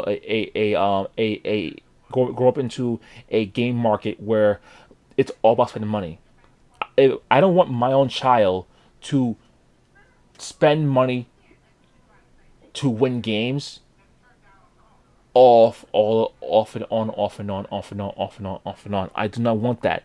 I want my child to have a healthy game experience. I want them most likely, if I have a child, right? If I have a child, my kid is only playing Japanese games. Period. Not this fucking Western bullshit. His ass is going to be playing Final Fantasy for a long time. And I mean from Final Fantasy 1 through fucking 16 when it comes out. Yep. Fuck the Western shit.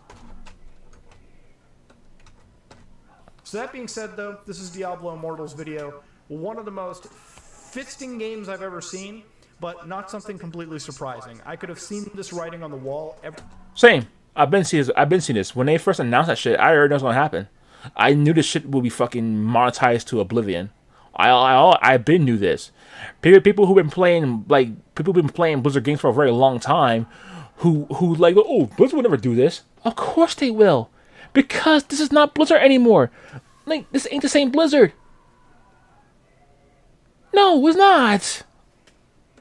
Ever since this was first announced. Clearly, Blizzard wants a cash cow. And if this game works... No, Blizzard doesn't want it. This is not Blizzard. Okay? Guys, before this video is over... Actually, I'll tell you in a minute after the video. Is what they have. This will make more money than Diablo 1, 2, 3, and 4 combined. And if you think that's hyperbole, well, just look at where the market is. This is me, Mudaharn. If you like what you saw, please like, comment, and subscribe. Just like if you dislike it. And out. Okay, so my turn to talk right now, right? So let me tell you something here, right? Oh hell, I already saw this one already. So let me tell you guys something really important, right? I said it before. Blizzard Entertainment is no longer Blizzard Entertainment. This is Blizzard Entertainment, the development team. Okay? Blizzard Entertainment is a development team. Activision is a publisher. They're the publishers now. They control Blizzard. Activision controls Blizzard. Blizzard does not have their own mind anymore. They don't. Bobby Kotick makes decisions for both Blizzard and Activision. Okay? That's the truth. He just puts a fucking jackass that is going to represent Blizzard as the mouthpiece for him. That's how they do it. They all do like this when they merge. They put a mouthpiece under that branch. That way they talk. I will make decisions for Blizzard. You're just there to be president, to pretend like you actually do something. Understand me? Yes, sir. Yes, sir. Yes, sir. Yes, sir. Yes, sir. Yes, sir. Yes, sir. Yes, sir. That's what's going on. That's how they do it when they merge. When they merge, they put a mouthpiece on that side with the lowest paid value to make it look like they have freedom, and they don't. Matter of fact, the people who are working at Blizzard right now are hand-picked employees picked by Activision. Not Blizzard. No. Blizzard is no longer Blizzard anymore. This is Blizzard. This is not Blizzard Entertainment. This is Blizzard. This is Blizzard the developer. That's just that.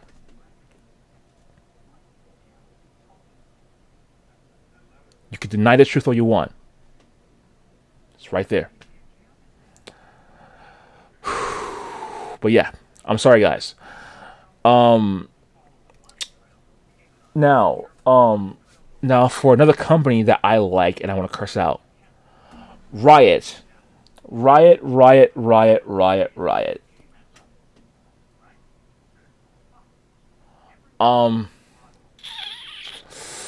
Riot, if you keep doing this Pride Month bullshit and not fix the game, I'm gonna quit you too. Because I'm not mad about Pride Month anymore. I still think that it's a stupid fucking holiday that celebrates romance, which is stupid.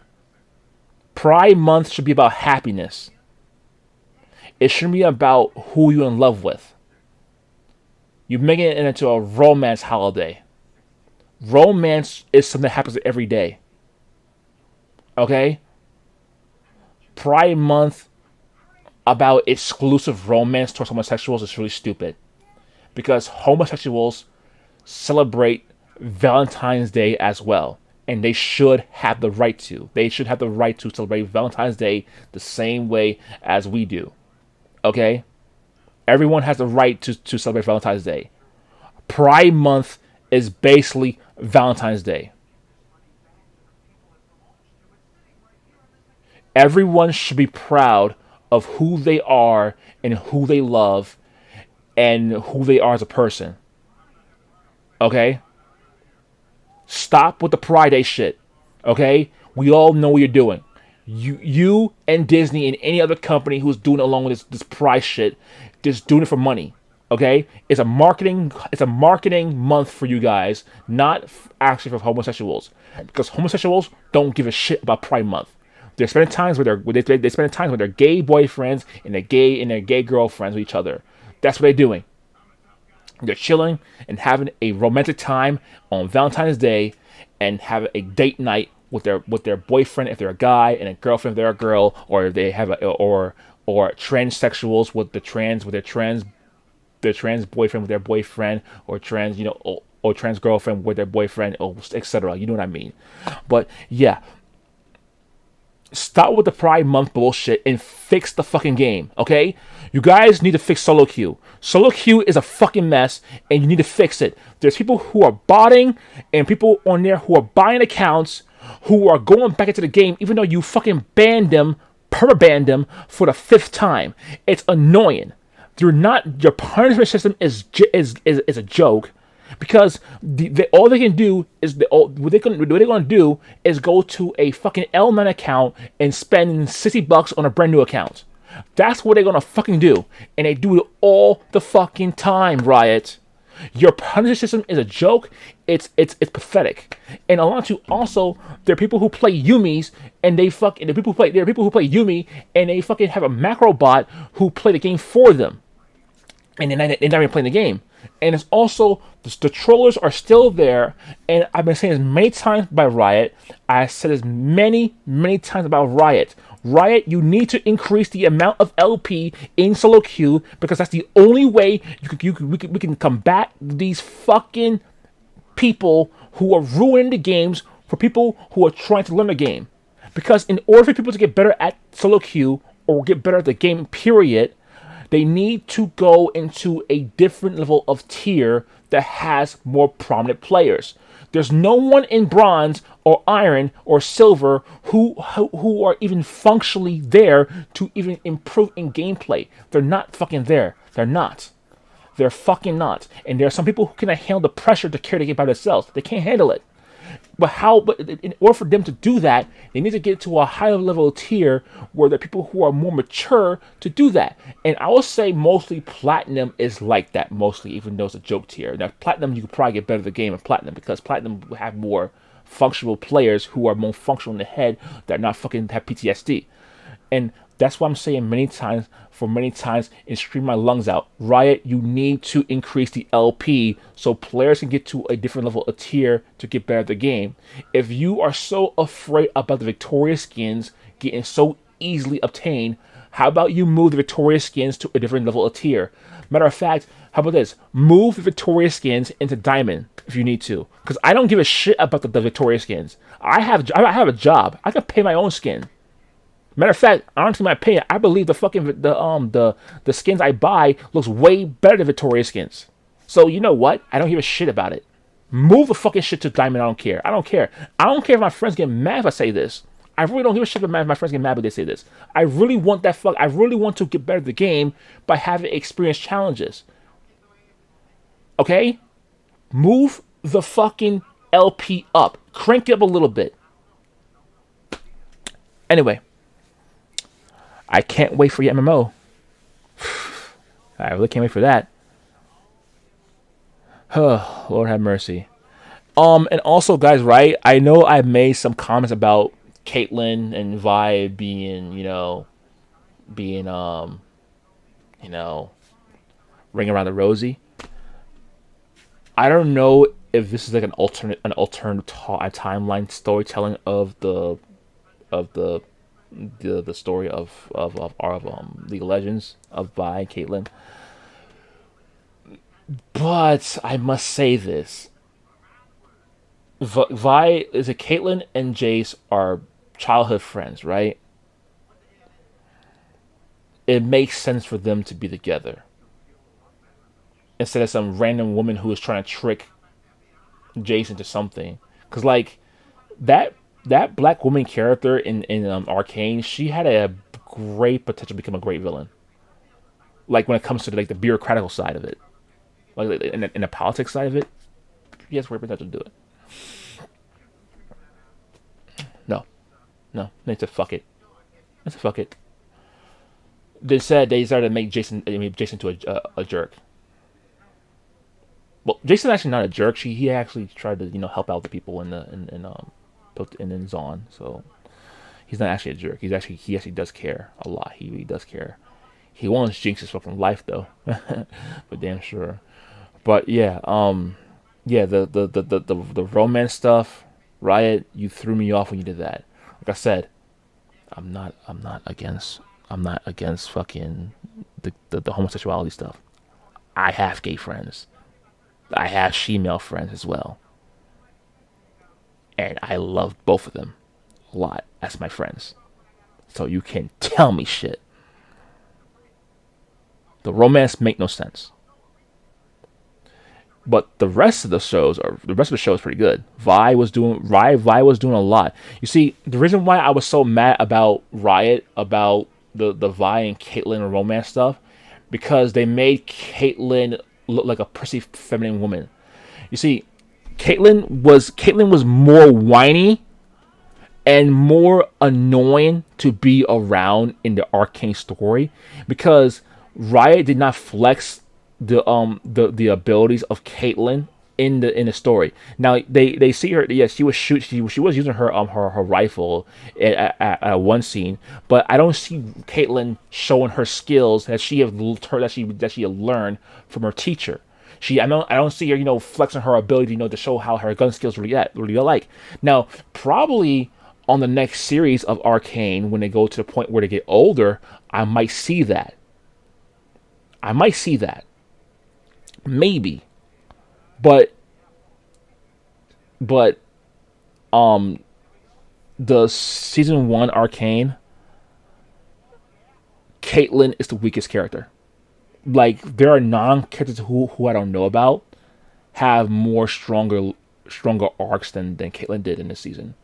And the thing too, also, I haven't seen Caitlyn shine as a young girl who is considered this prodigy child who's supposed to be this gifted fucking policeman who is good with a rifle. I haven't seen that in Arcane. All I saw her was none but a fucking bitch girl. But yeah, that's about to say. Anyway, guys, that's enough for today. Huh?